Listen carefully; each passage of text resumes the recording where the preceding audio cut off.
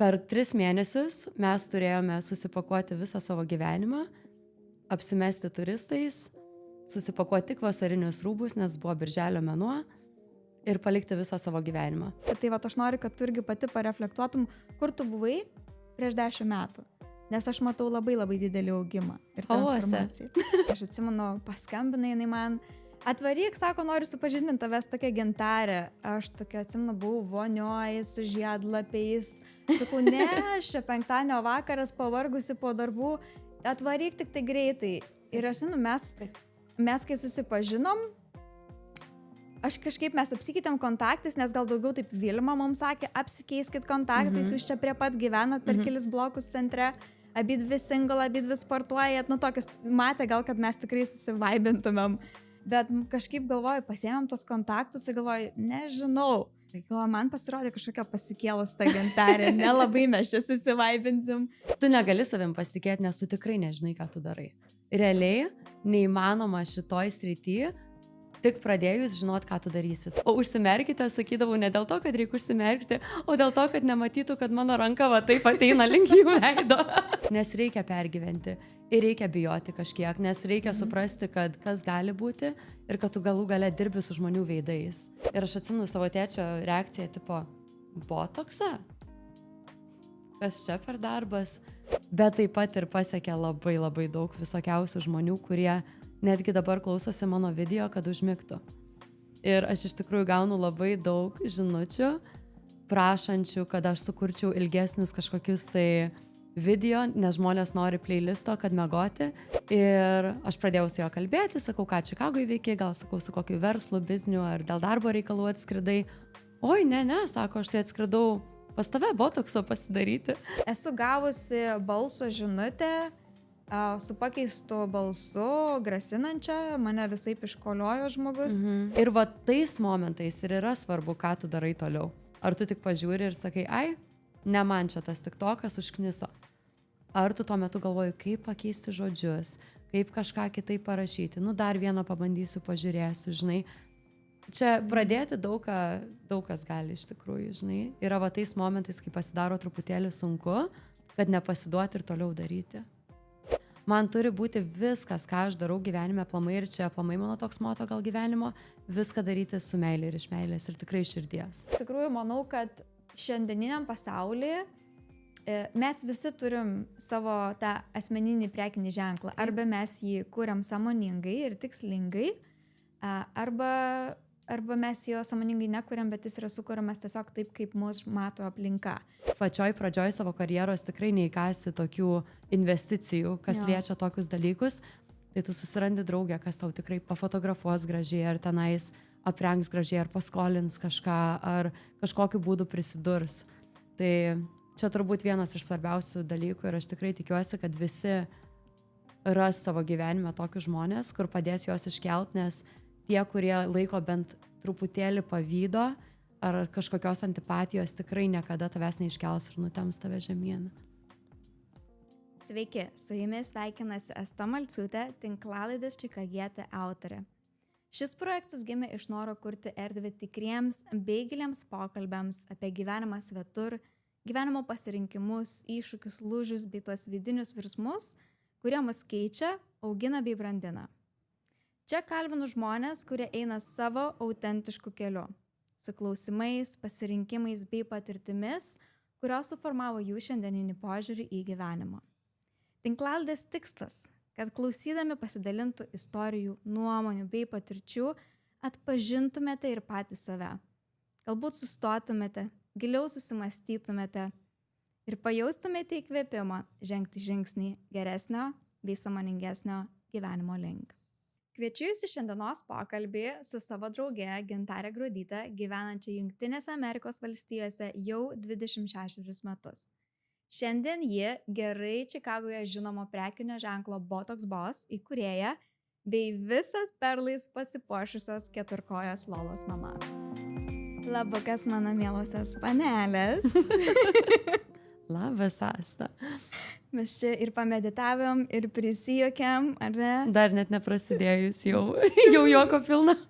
Dar neprasidėjus podcast'ą, bet iš tikrųjų tai, man atrodo, čia neįlinis podcast'as, neįlinis epizodas bus su šitokiom nuostabiom viešniom. Viena jau užmigo po mano meditacijos. Nežinau, čia labai patenkinta. Nu, atrodo, kad jie yra labai patogu. Labai patogu. Tai labai norėjau jūs pasikviesti iš tikrųjų, nes tu, Gintarė, esi mano didžiausia palaikytoja šio projekto. Aš atsimenu, kad patį pirmą Reels video užpaustinau pas tave būdama per kūčias ir tu sakai, davai, posting, reikia dabar tave palaikyti, tai reikia čia ir palaikinti, žodžiu, ir pamėgti, ir širdutę palikti, ir palauk dar įsiloginsiu į Lolos paskyrą Instagram, nes Lola irgi yra žvaigždė Instagramo, tai labai dėkoju už visą palaikymą, kaip sakyt, už visų užkulsių, kur niekas nematė, nes tikrai buvo ir baimė daug ir visko. Ir tu vis laik esi ta draugė, kur sakai, tai eik ir daryk. Ir aš taip į tave žiūrint irgi vis laik matau, kad tu eini ir darai. Tai šiandien tave norėsiu pakalbinti ir Lolytę kažkiek, kiek jinai čia šnekės mums, žinau, mėgsta dainuoti.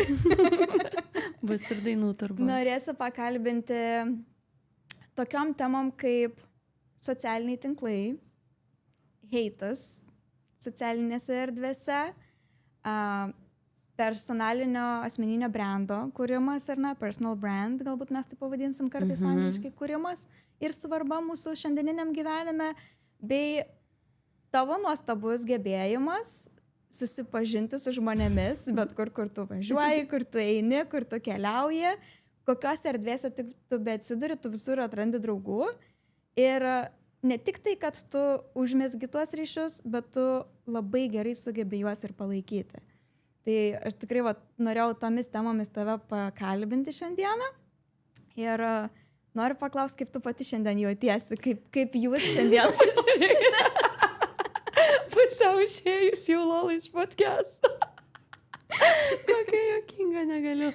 Prieš pradedant iš tikrųjų, Asta, noriu truputį pakalbėti ir apie tave ir kaip aš didžiuojuosi tavim kaip draugė.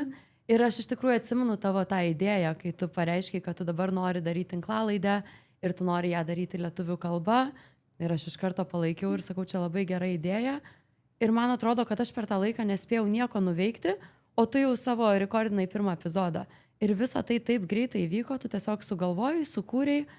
Ir man atrodo, tu kartais gal neįvertini savęs ir savo sugebėjimų taip, kaip aš juos matau, žinai, nes aš tikrai buvau labai susižavėjus ir nustebus, netgi žiūrint pirmą tavo epizodą, tai, ko tu niekada gyvenime nedariusi, kad tu pasikvietei žmogų ir tu taip natūraliai pravedėjai, ta prasme, tu žinojai, ką užklausti, kaip paklausti, kokiu laiku paklausti, kad tu turi suprasti, kad čia yra talentas ir tu tikrai turi Dievo dovaną tai daryti, kad čia nebuvo kažkoks atsitiktinumas, kad tu dabar kaip ir visi kiti sugalvojai padaryti podcastą, kad tu atsirinkai labai specifišką stilių tam, tu nori labiau išgirsti žmonės ir tu iš tikrųjų turi tą dovaną, kad tu moki klausyti, ne tik dėl to, kad paklausi sekantį klausimą, bet dėl to, kad tau įdomu. Tai aš labai didžiuojuosi tavimi iš tikrųjų kaip draugė. Oh my God, aš pradėsiu verkti. Ačiū tau labai. Ačiū. Tikrai, žinai, šitoj kelioniai, kaip ir su kiekvienu turbūt projektu, žinai, pasirodo, kartais žmonės labai sugeba džiaugtis, kartais žmonės moka labai daug pakritikuoti, tik tai atrasti, kas negerai, o kiti tiesiog dingsta ir tyli, apsimeta, kad niekas nevyksta, žinai, kai kažką naują pradedam, tu esi daug irgi naujo visko pradėjus, pašnekėsim, tai mes tikrai yra labai svarbu žmonės aplink, kurie palaiko, kurie, kaip tu vakar man sakei, kai kalbėjom, kaip yra svarbu turėti žmonės aplink, kurie pakelia tavo idėją dar aukščiau. Taip. Kurie, nežinai, neuždeda kažkokių lubų. Tad kaip ir kiekvieną savo epizodą pradedu vis dėlto nuo emigracijos temos, nes mes čia šnekame Čikagoje, esame lietuvaitės. Žinau, kad tu čia atvykai būdama vaikas su tėveliais. Kaip tu pati atsimeni tą emigracijos etapą? Ar kažkiek atsimeni? Tau buvo 9, atvažiavai į 3 klasę čia. Žinau, kad tu esi kalbėjus, tu labai atsimeni savo pirmą mokytoją, savo klasiokus Klaipėdoje ar ne Lietuvoje. Ir aš žinau, kad tau jie daug reiškia, tu juos labai gerai atsimeni. Bet ar tu atsimeni tą patį emigracijos procesą, kaip iš čia atvažiavot? Ten ta kelionė atrodė, kokie čia buvo pirmi tie metai, truputėlį iš to vaiko perspektyvos. Iš tikrųjų labai viską atsimenu per tokią miglą, žinai.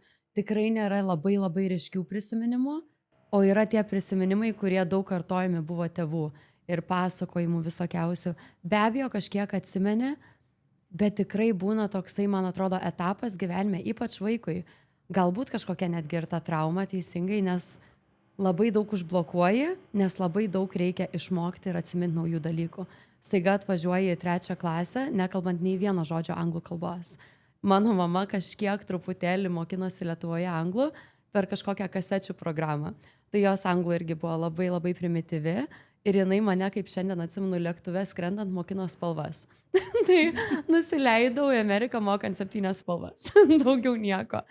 O pats tas procesas buvo toksai irgi labai netikėtas. Neatvažiavome mes čia su žalia korta, neatvažiavome kaip kiti žmonės čia pas giminės ar daug draugų. Atvažiavom visiškai pas nieką. Buvo toksai momentas galbūt, kad labai daug kas išvažinėjo tuo metu, čia buvo 99 ir 2000 metai. Tikrai daug kas išvažinėjo, bet labai daug kas gaudavo arba žalias kortas, arba 10-metės vizas. Mūsų planas buvo tikrai čia atkeliauti su 10-metė viza ir kai mes nuėjom jos gauti, visi aplinkiniai, visi draugai ją gavo ir buvo planas, kad galbūt aš liksiu Lietuvoje kažkokį laiką su močiute, kol tėvai įsikurs pusmetį galbūt, tada mane atsiveši truputėlį stabilesnį, ramesnį kažkokį vos įkurtą gyvenimą ir staiga tėvai nuėjo gauti vizos ir gavo turistinę vizą. Faktiškai į tai mes žiūrėjom kaip į vizą be kelio atgal. Tai per 3 mėnesius mes turėjome susipakuoti visą savo gyvenimą, apsimesti turistais, susipakuoti tik vasarinius rūbus, nes buvo birželio mėnuo, ir palikti visą savo gyvenimą. Savo namus, savo senelius, savo šunį, kurį ką tik buvau įsigijusi, savo visus kaip vaikui, man labai aktualu buvo žaislus, po šiai dienai atsimenu.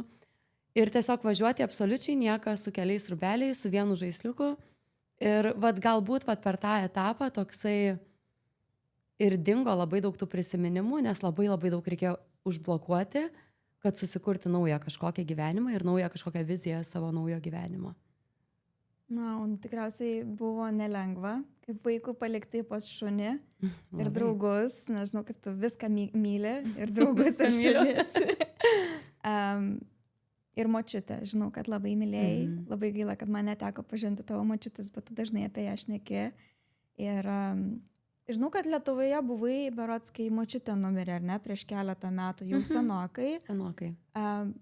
Kaip tu pati jautėsi? Aš tave matau, žinai, tu turi ir labai daug senų lietuvių draugų ir turi ir labai lengvai tu bendrauji su, žinai, amerikonais, angliakalbiais įvairiausiai, žinai, čia Amerikoje melting pot Chicago yra įvairiausių kultūrų, bet tu tikrai labai gražiai, sakyčiau, įsivažiavusi, aš pas tave akcento visiškai angliškai nejaučiu, tu toj kultūrai kaip ir irgi savotiškai užaugus jau čia. Kur tu manai, kur tavo visgi yra tie namai? Ar Amerika jau, ar dar kažkiek yra širdelis ir Lietuvoje? Iš tikrųjų, dėl lietuvių kalbos tai labai dėkinga esu savo mamai ir tėčiui, kurie tikrai labai tiesiog neleido man kalbėti angliškai. Aš 3 klasėje turėjau 2 lietuvius draugus savo 3 klasėje, mes 3 buvom. Ir tikrai buvo tas noras išmokti anglų, bandyti kalbėti su jais angliškai, buvo toks kažkoks truputėlį šustrumas, žinai, mokėti angliškai. Ir man mama grinai pasakė, jeigu tu bendrausi su savo geriausia draugė angliškai, jūs negalite būti draugės. Ir man buvo toksai visiška limitacija namuose nekalbėti angliškai. Tai tik noriu pabrėžti tai, kad man asmeniškai ta lietuvių kalba yra labai svarbu ir aš esu be galo dėkinga, kad aš tą išlaikiau. Taip pat aš gyvenau tokiuose rajonuose Čikagoje, kur tikrai labai daug lietuvių, ypač savo paskutiniuose moksluose tenais nuo 9 iki 12 klasės, galima sakyti. Tai tikrai padėjo tai įtvirtinti man tą tokį lietuviškumą net ir Amerikoje gyvenant. Ir čia buvo vėlgi toksai laimės dalykas, nes tuo momentu buvo lygiai ta pati grupė emigrantų kaip ir aš. Visi mano amžiaus, visi su panašiom istorijom, atvažiavę dažniausiai kaip vaikai. Tai labai buvau apsupta daug lietuvių ir tikrai turėjau daug lietuvių ir vienu metu turėjau draugus tik lietuvius galbūt, nuo nežinau, galbūt paauglystės iki 20 metų. Ir kaip ir pati, manau, žinai, gyvenant Amerikoje, Čikagoje ypač, ta mūsų grupė lietuvių yra labai maža. ir visi vieni kitus pažįsta. Ir aš tokia jaučiausi galbūt, kad aš noriu truputėlį atitolt ir pamatyti kitokią tą Čikagą, susipažinti daugiau žmonių, tu mane žinai, pas mane draugų iš visų darbų, iš kiekvieno rato, iš kiekvieno gyvenimo etapo. Tai man norėjos truputėlį to tokio atitrūkimo ir galbūt tokio nejausti kažkokio teisimo iš tos mūsų bendruomenės ir jausti kažkokį tokį freedom truputėlį. Tai tuomet aš įsikrausčiau į Čikagą, į Dantauno rajoną, pradėjau savo pirmą korporacinį darbą ir kažkokį laiką iš tikrųjų mano bendravimas su lietuviais buvo minimalus. Vat susipažinau tave, susipažinau dar porą draugių, turėjau porą tokių tikrai širdies vaikystės draugių ir be abejo tėvai. Ir kažkokį laiką tikrai tas ratas buvo nedidžiulis lietuvių ir vat paskutinius porą metų aš jaučiu tą potraukį kažkaip grįžti atgal prie savo lietuvybės.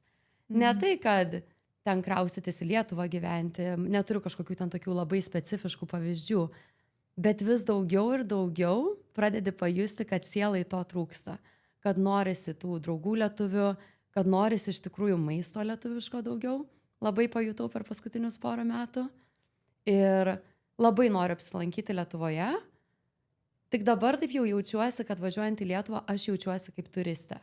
Ir labai norėčiau važiuoti galbūt su draugais, kurie tenais labiau gal turi giminių, draugų, pažinčių ir gal pamatyti tą Lietuvą iš tokio labiau tokios perspektyvos, kaip su žmonėm, kurie ten galbūt daugiau laiko praleidžia ir daugiau jaučiasi vietiniais, nei kad aš.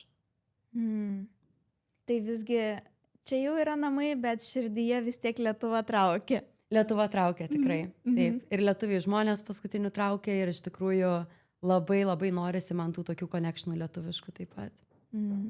Ir pas mane pakankamai jų yra iš tikrųjų, netgi mieste gyvenant, nes yra Čikagoje, kas nežino, rajonai, kur tikrai žinomi, kad labai daug lietuvių gyvena, taip, tenais vakariniais suburbai mūsų vadinamais, tai tenais Darienas, Downers Grove, Woodridge'as, tikrai tuose erijose yra daugiau lietuvių, nei yra jų centre.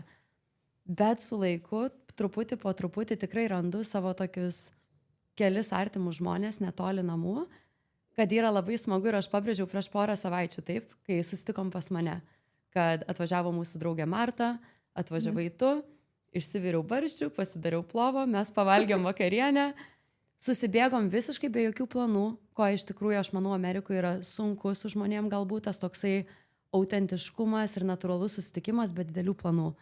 Kad paskambinau, tu pakėlei ragą, sakai, jo, važinėjos rajone, paskambinau kitai draugai, jin sako, oi, esu parduotuviai, tuoj prasuksiu, ką atsivežt. Susibėgom, pavalgėm vakarienę, pageriam kavos, po poros valandų išsiskirstėm ir aš jums parašiau žinutę, ant kiek man iš tikrųjų tai buvo svarbu, miela, faina ir tikrai taip gera širdžiai palieka jausmą, kad mes turim tokių žmonių, sielos žmonių ir nelabai visiems galėsim papasakoti ar išaiškinti tą jausmą, nes aš čia manau ir yra tas toksai kažkoks lietuvystės mūsų gal Europos jausmas.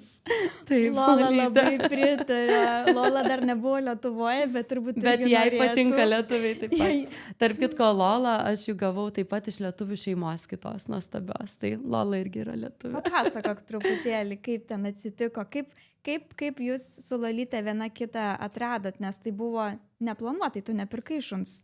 Nematė jos mažytės, kaip jūsų keliai visgi susikirto. Tai Lola iš tikrųjų tikrai pirmoje aš gyvenime nesu turėjusi suaugusio šuns.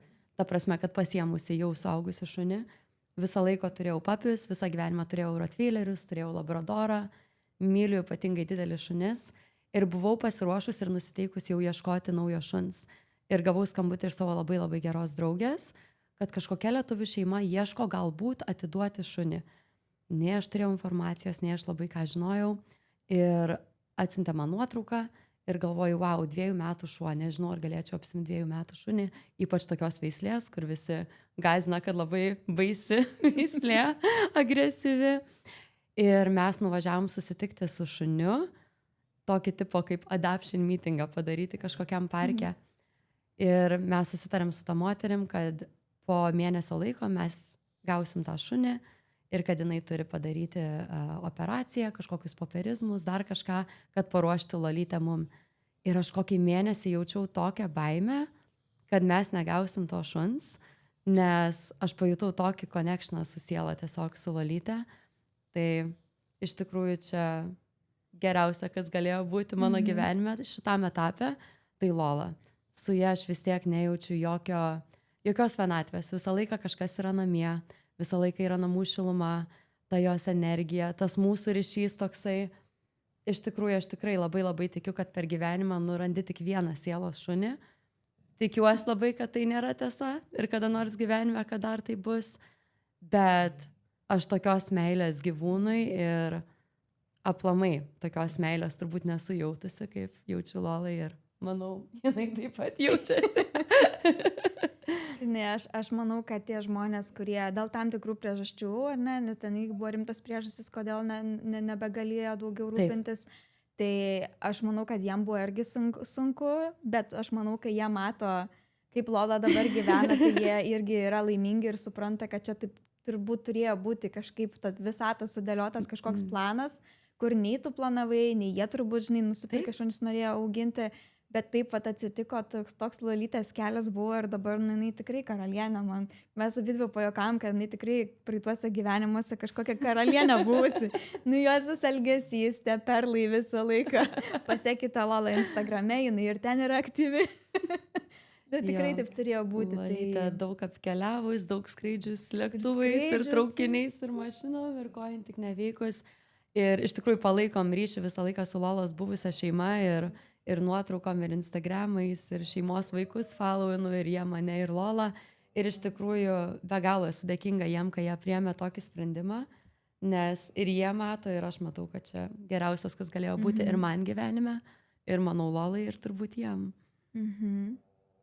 Tai noriu dar sugrįžti prie to gyvenimo etapo, kuomet mes susipažinom prieš 10 metų per Valentino dieną išvakarėse. Taip. Ačiū labai Vilmai, mūsų kirpėjai, kuri tave pažinojo labai ilgai.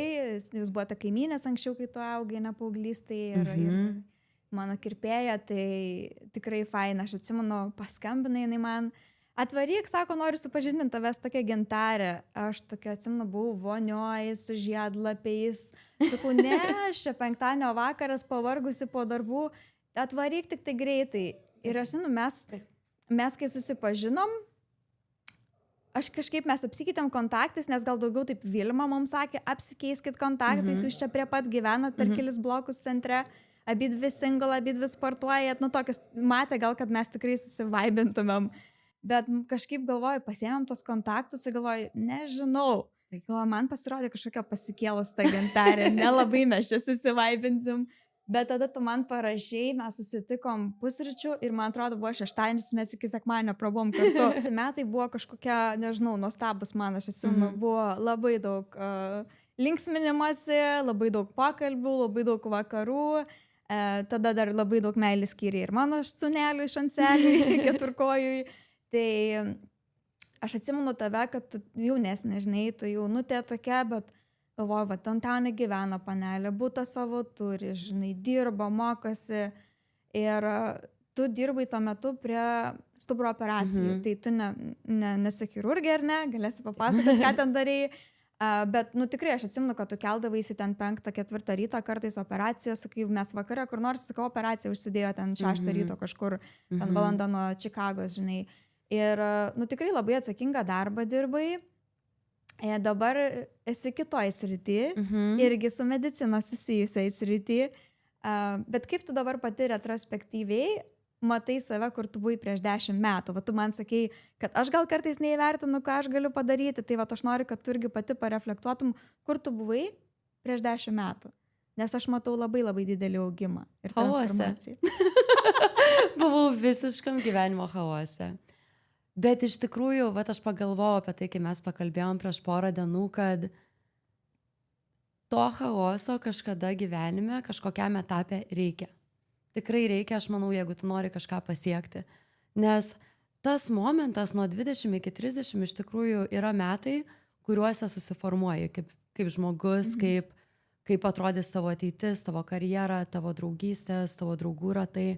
Čia nemanau, kad yra tas toksai balansas, labai dabar apie kurį visi apsesina šiais laikais, kad balansas turi būti visame kame. Be abejo, aš dabar balansą tokį jaučiu, kaip niekada gyvenime nejutus. Bet kad pasiekti tą balansą, tikrai turėjo būti kažkoks etapas, kur darai viską, darai galbūt per daug, kartais galbūt darai tą, ko nereikia daryti, kartais galbūt darai per daug to, ko nereikia ir gal tikrai buvo nesveika tuo metu tenais. Vat kaip ir sakai, eidavom ir į barus, ir į restoranus, ir kitą rytą užsideda operaciją 6 ryto, ir keliesi 4, ir po to vakare mokiniesi iki 12 nakties, ir vėl keliesi. Čia be abejo nėra nei sveika, nei protinga, bet galbūt praeinam tos tokius kažkokius etapus, kad pasiekti va tą tokią dabartinę ramybę tikrai. Ja. Dabar tu esi gerai žinoma Čikagoje prekinio ženklo Botox Boss įkūrėja, ar ne, esi injektorė, dirbi tikrai, sakai, nepatinka tau tas lietuviškas žodis, bet injektorė, toks keistas žodis. Bet ir dirbi prestižinėme Gold Coast rajone, virš Prados, labai tam prestižiniam tikrai spa, med spa. Ir tas kelias irgi, žinai, nebuvo toks, kaip vat kiti galvotų, gal, žinai, lengvas, nes aš irgi jį mačiau. Ir tas vėlgi buvo dar toksai sezonas, kuris buvo periodas pereinamasis, ar ne? Taip. Vienu metu tu dirbai ir prie operacinių, pilnu etatu, ir jau buvai dar pakilusi pareigose, buvai už regioną atsakinga visą ten Čikagos kažkurį. Plus mokinaisi magistrą, plus pradėjai injektinti salonuose, darydavai įvairiausius botoks vakarėlius, keliaudavai ir ten dar draugam laiko turėjai. Ir dar praktikas atlikdavau. Kaip tu taip viską suspėjai, žinai? Kaip atrodė tai iš tikrųjų tas pereinamasis laikotarpis, tas karjeros lūžis tavo akimis? Galbūt viskas taip vyko autopilotu. Tiesiog žinai, kad va toks etapas, viską reikia daryti. Kažkas be abejo nukenčia tuo metu, taip. Tai yra ar tai miegas, ar tai sveikata, ar tai mytyba, ar tai sportai. Kažkas visą laiką truputėlį nukenčia. Tai nėra, kad gali viską visų metų va taip daryti ir varyti. Bet aš kažkaip pažiūriu tą etapą ir galvoju, kaip aš viską suspėjau. Bet man atrodo, mes kaip žmonės visi esam panašus. Kuo mes mažiau laiko turim, tuo geriau mes jį išnaudojam. Dabar, kaip aš gyvenu, atsibundu be žadintuvo, rytai ramus, kavytės, pusryčiai, draugė, telefonas. Tiesiog galbūt neturėdavai tiek daug viso to, kaip turi dabar, bet prisimenu ir taip, ir tuo pačiu tokius gerus prisiminimus turiu susijusius su ta karjera, nors ir tikrai labai tas darbas buvo be galo ir sunkus, ir labai pareigos buvo didelės, ir tikrai buvo daug pastovaus streso ir įtampos, ir galbūt dėl to aš taip labai norėjau išeiti ir pakeisti savo gyvenimo kelią ir karjerinį kelią, bet tikrai manau, kad tai įkūrė manyje kažkokį tai atsakomybės ir pareigos jausmą mano ateinantiem etapam. Galbūt netgi ne tik, kur dabar dirbu, bet ką darysiu ir ką kursiu ateityje. O man įdomu, kodėl perėjai visgi prie injekcijų, prie estetinės medicinos. Aš žinau, kad lyg tai tave traukia, ar ne, toks darbas, vis tiek darbo pobūdis yra visai kitoks, bet kas paskatino, kodėl sugalvojai, ar tu tiesiog nebematei savęs toliau kažkur augant, tose pareigose, kur buvai, toje srityje, kas paskatino tave visgi ryžtis tam virsmui, krypties pakeitimui? Aš manau daug, ne tai, kad čia vienas kažkoks dalykas galbūt nukreipia tai. Pirmas dalykas, tai matymas yra tos viršūnės, taip, tai su savo tą karjerą aš mačiau viršų, ką galima pasiekti. Ir aš mačiau gyvenimo stilių, kuris asocijavosi su tuo viršum. Tai aš dirbau medical sales, dirbau prie stuburo operacijų, tai tikrai be galo atsakingas darbas, nes aš suteikdavau visą instrumentaciją, ten visus implantus, biologinius produktus, neuromonitorius ten, kur sekdavom paciento sveikato operacijos metu. Tikrai labai tikrai buvo atsakingas darbas. Ir aš mačiau, pavyzdžiui, mūsų top repą visoj kompanijai, kuris uždirbdo milijonai metus. Jisai buvo visiškai be sveikatos, nematydavo nei sporto, nei salės, nei mytybos sveikos, nei savo šeimos. Ir aš pamačiau tai kaip, ne savo ateitį. Man tiesiog atrodė, kad tai nėra geras gyvenimas, nesvarbu, kad ten galbūt pinigai atitinka darbo krūvį. Ir kitas dalykas, man visą laiką norėjos to tokio moteriško rato galbūt. Aš labai, netgi eidavau, pavyzdžiui, kokį plaukų saloną ar nagų saloną ir nueidavau ir darydavau nagus. Ir man taip smagiai atrodydavo, kad tos visos panos su savim paplepa, arbatėlės išsiverda, kas šampaniuko, kas su kom, ką paplepa. Man toksai labai gal to trūkdavo, aš dirbau vyrų pasaulyje. Ta prasme, ką chirurgai, neuro ar orto, yra 98% turbūt vyrai. Ką mano bendradarbiai, buvo komanda vyrų. Aš labai pritapdavau, aš tikrai niekada nesijaučiau, kad man kažko ten trūksta, ar moterų labai trūksta, bet man norėjos va kažkokio tokio sukūrimo savo rato, savo organizacijos, savo community moterų ir iš tikrųjų aš dabar savo darbe kaifuoju. Ir dabar aš dirbu tarp tikrai labai daug moterų, labai gražiam kolektyve, su labai fainom bendradarbėm. Ir apart to, aišku, mano visos klientės, ne visos, bet apie 80% yra moterų. Ir aš tokia jaučiuosi labai savo vietai. Jaučiuosi, kad daug kas mane pažįsta, kad daug kas tikrai ateina pas mane, nes nori pasijusti geriau, nori pasijusti gražiom, nori paplepėti, nori pasidžiaugti su manim. Kiekvieną dieną vis ateina moteris su naujom istorijom. Kas sugalvoja, kad nori pradėti lauktis vaiko. Kas sugalvoja, kad nori pastoti. Kas sugalvoja, kad nori, kad susituoks. Kas ką tik susižadėjo. Tikrai kiekvieną dieną aš pasikraunu tos moteriškos energijos ir visų tų istorijų ir toksai, nežinau, man labai svarbu yra tai iš tikrųjų.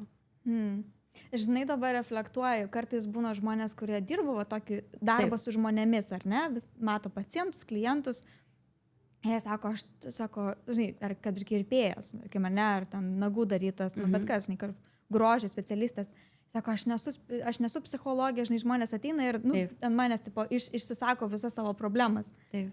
Ir aš galvoju, ar pas tavį iš vis ateina tokie žmonės, nes aš nesu girdėjus, kad tu, žinai, ten bedavotumėsi kažkaip, ten kažką ten labai negatyviai sakytum, ar labai aukos vaidmenį lystum. Aišku, žinau, kad ir tu jauti visas emocijas ir liūdna būni ir pikta ir visokia, bet kažkaip net ir man būdo, jeigu aš pradedu kažkur įeinu į tą aukos vaidmenį, pradedu kažką pasakotis, tu sakai, ai, baikasta, nėra čia taip.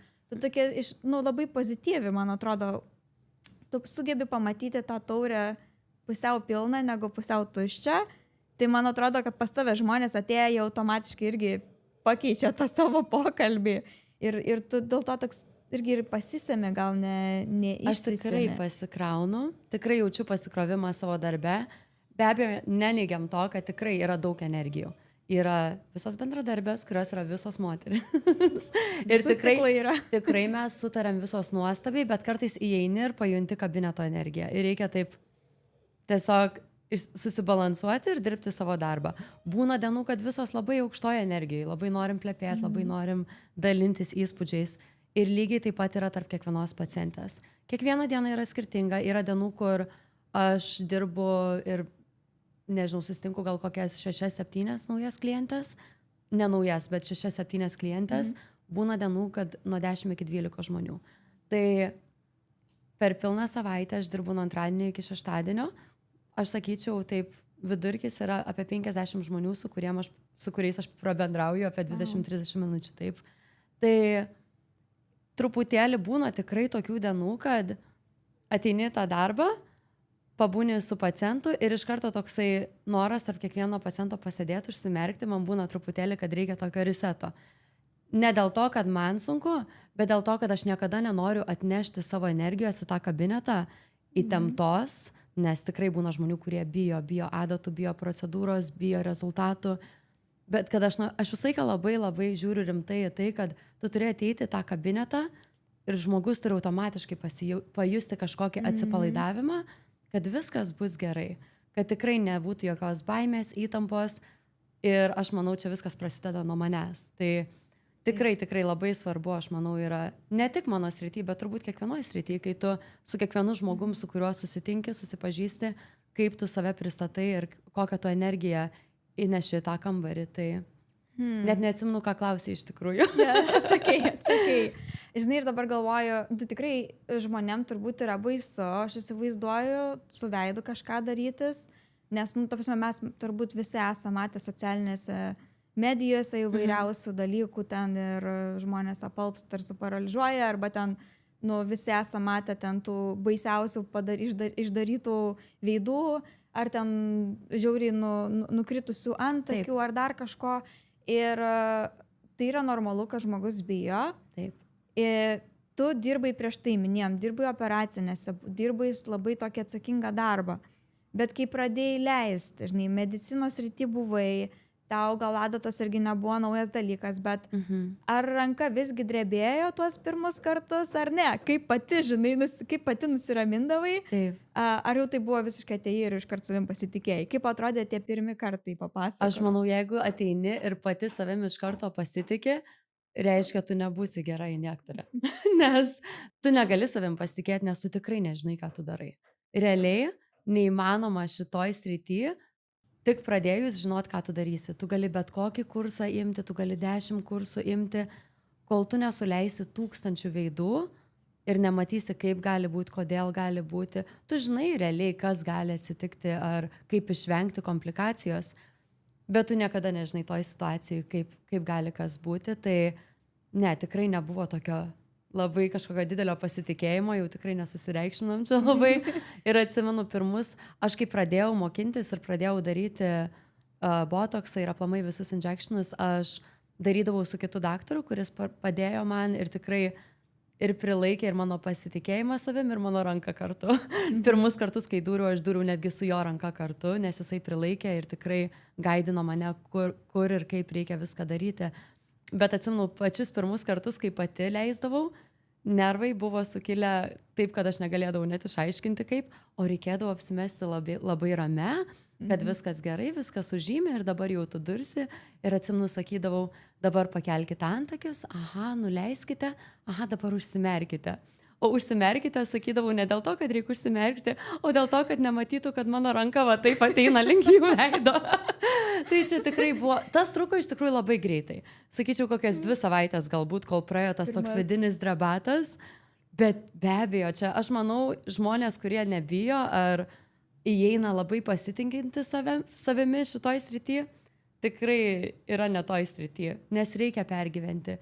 Ir reikia bijoti kažkiek, nes reikia suprasti, kad kas gali būti ir kad tu galų gale dirbi su žmonių veidais.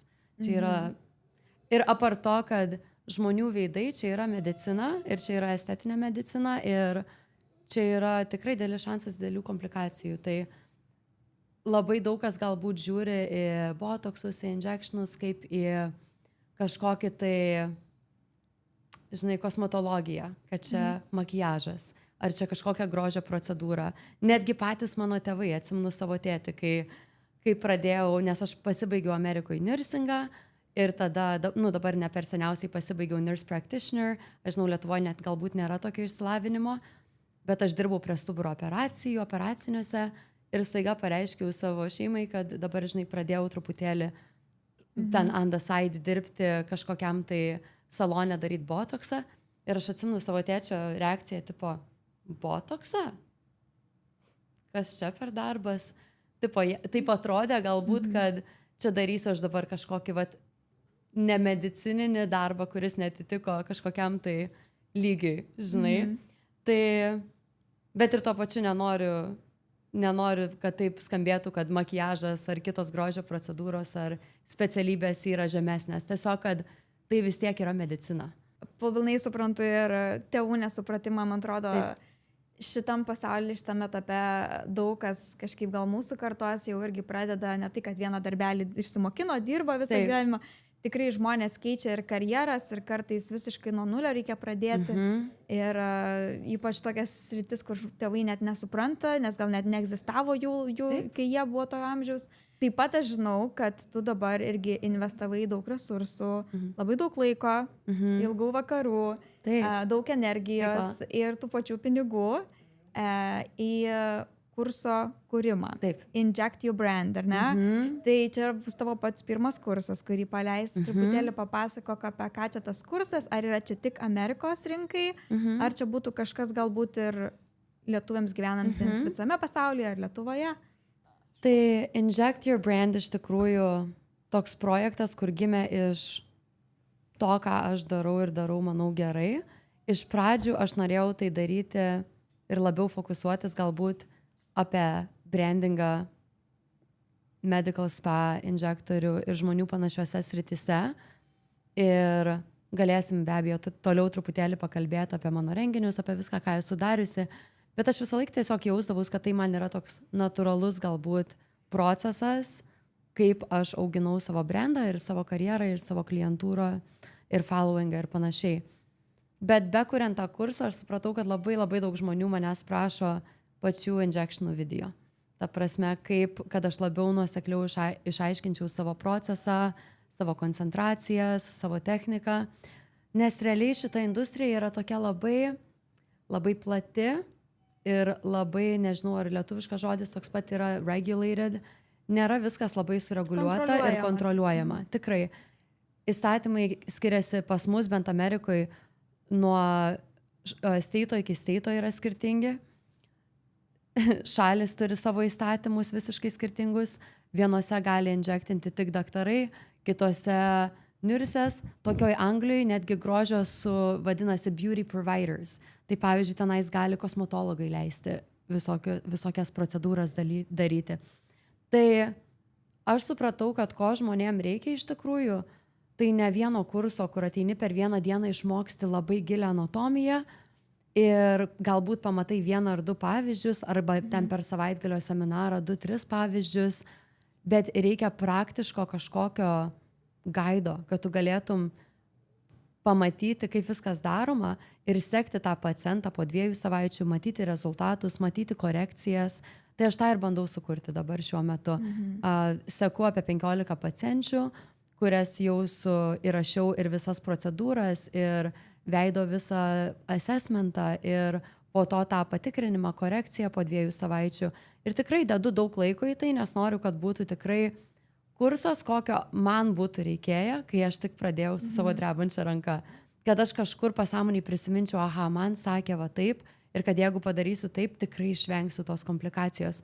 Tai manau, tas kursas tikrai tiks visom šalim, jis bus be abejo anglų kalboje ir bus tikrai labai didelis fokusas ant pačio paciento, o ne tiek ant anatomijos ir apie tai, ką aš kalbu. Aš labai žinau, kad tu specifiškų žmonių ieškoji. Vienų ten su asimetrija veido, kitų ten su antakiais, kažkas ten vienas nukritęs, kitas dar kažkoks. Kad būtent, kad gautum labai skirtingų veidų, kad ateitų žmonės, ne galbūt, kurie niekada nėra turėję. Ir taip toliau. Ir būtent tai ir truko laiko iš tikrųjų, kad atrinkti tos ten atitinkamas, pavyzdžiui, vien tik tai kaktas, 6 visiškai skirtingos kaktos, 2 vyrai, 4 moteris. Ta prasme, viskas buvo labai apgalvota ir su intencija daroma, ne šiaip sau, kad dabar iš savo TikToko paimsiu visus video, kurias jau prifilmavus ir sudėsiu į kursą ir paleisiu ir čia bus maždaug kažkokia platforma. Man iš tikrųjų aš netoks žmogus, kad tai paimti, padaryti, tekšt, plekšt ir paleisti. Tai tikrai įdėjau daug meilės, darbo ir dar dabar tebededu ir tikiuosi, kad tie žmonės, kurie pasinaudos tą platformą, kad jiem irgi padės. Čia vienintelis, ko aš noriu iš to. Net neabejoju. O ar bus šiame kurse kažkas apie asmeninį prekinį ženklą? Tai va, aš galvoju, kad turbūt tuos video, kur darysime kas mėnesį, kur susitiksiu su visa grupė žmonių, kad ten galima tikrai daugiau kalbėti apie tai, nes man irgi tai yra labai svarbu.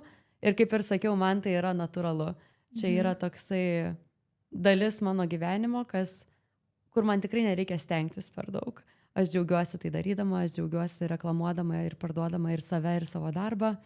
Ir norėčiau pasidalinti su kitais irgi ir per kursą, ir šiaip kaip tai padaryti natūraliai ir autentiškai.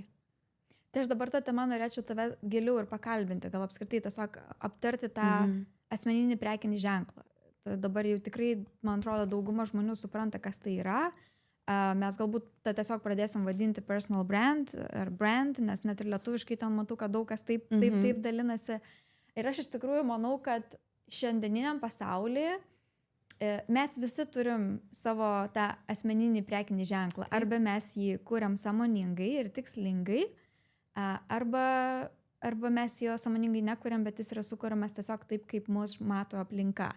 Tai tarkim, netgi jeigu žmogus eina į paprastą darbą, neturi socialinės medijos, kur dažniausiai asocijuojama prekinis ženklas su socialinėm medijom, tai vis tiek tu kažkaip elgiesi, tavo kažkokias vertybės yra pasirodo iš tavo kalbos, iš tavo elgesio, iš to, kaip tu dirbi, to, kaip tu atsakingai darai savo darbą.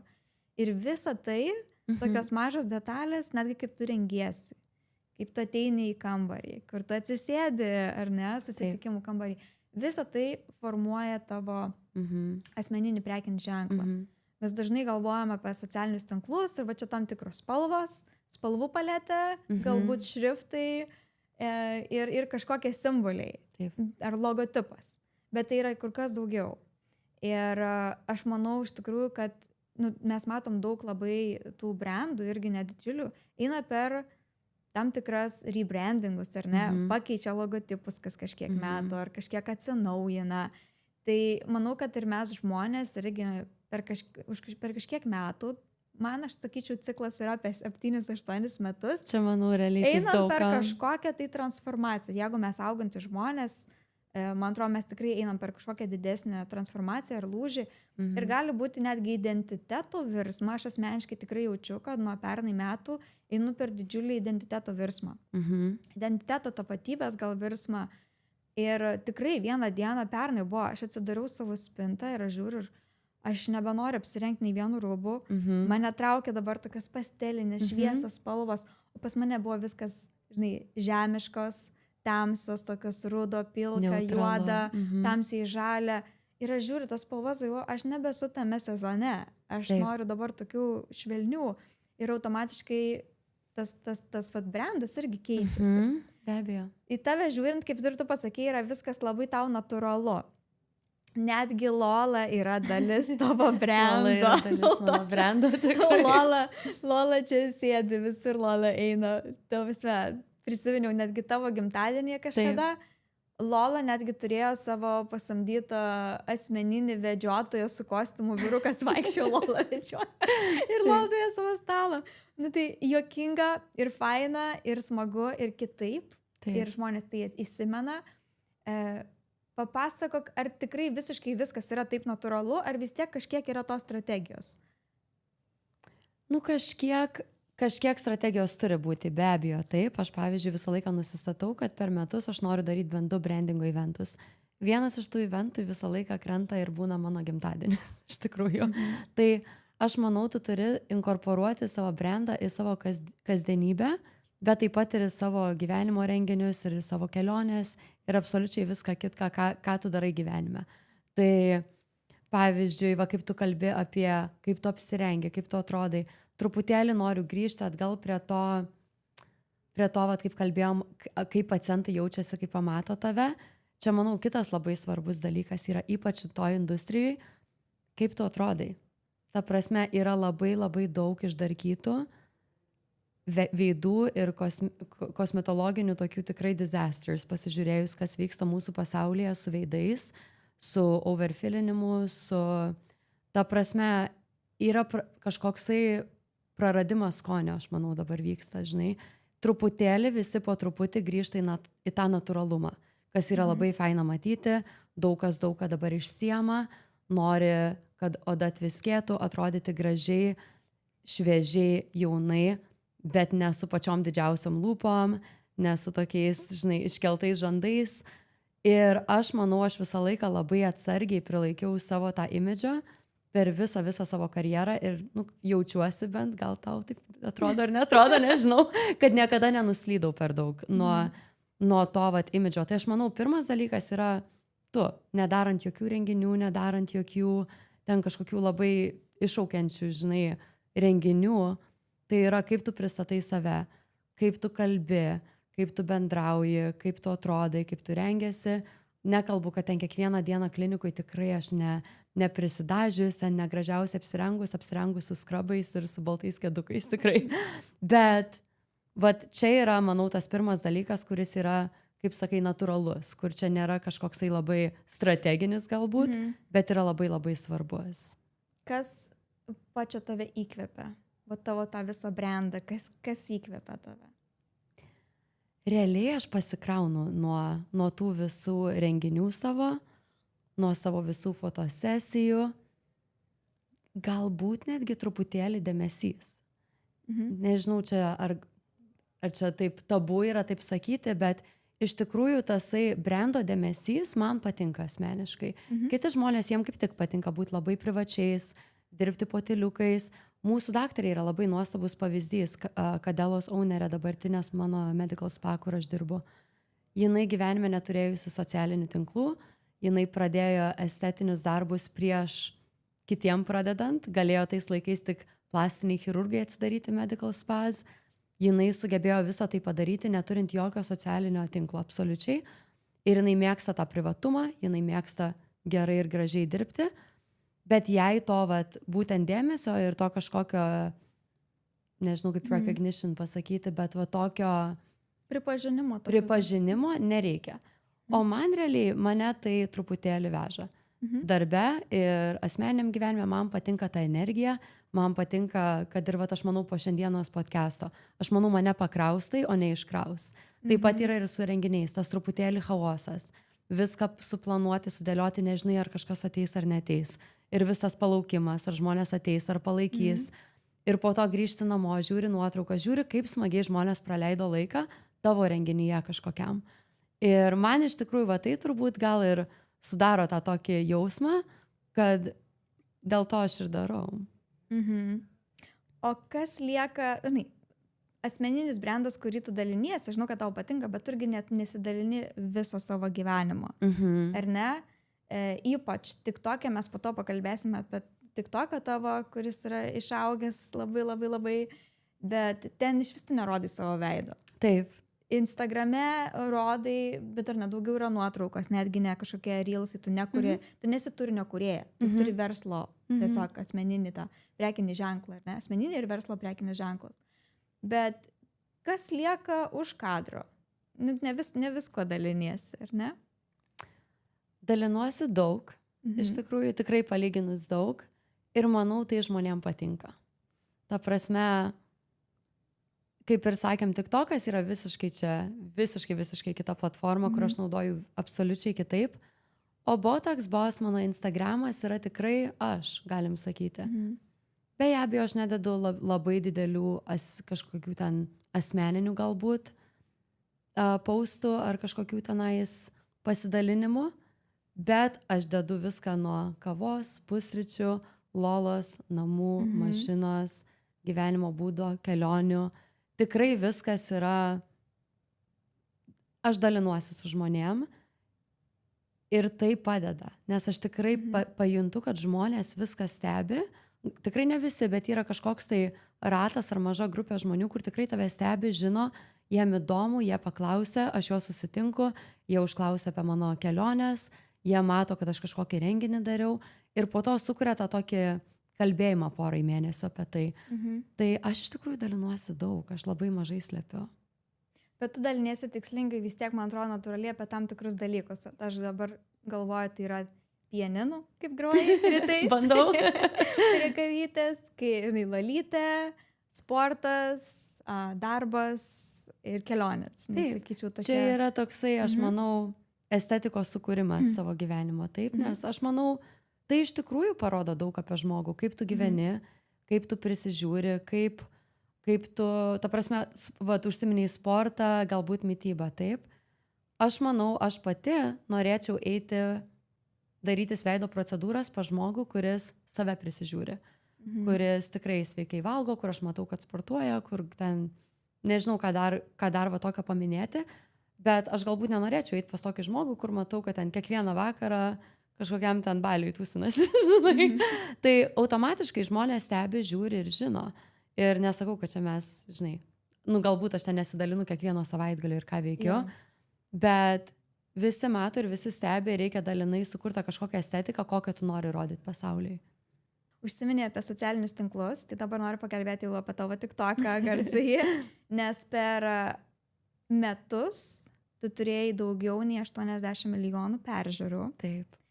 Daugiau nei 10 000 komentarų. Ir aš manau, kad kartais žmonės pažiūrėję gali sakyti, o jai pasisekė, žinai. Nu, tiesiog algoritmas iššovė dar kažkas, žinai.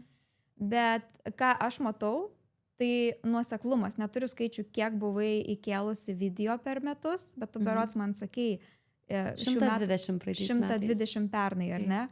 Tai vis tiek buvo tam tikras skaičius, vat kiekvieną savaitę keliamas, tu esi sakius, jeigu šią savaitę nesijaučiau, neįkeliau, kitą savaitę įkelsiu 2 kartus daugiau. Tai vis tiek nebuvo taip, kad mėnesį nustoji, net nenuotaikoje nedarai, vis tiek tu visą laiką darėjai. Ir visą tai nerodant savo veido. Kaip tau tai pavyko? Išduok tą paslaptį.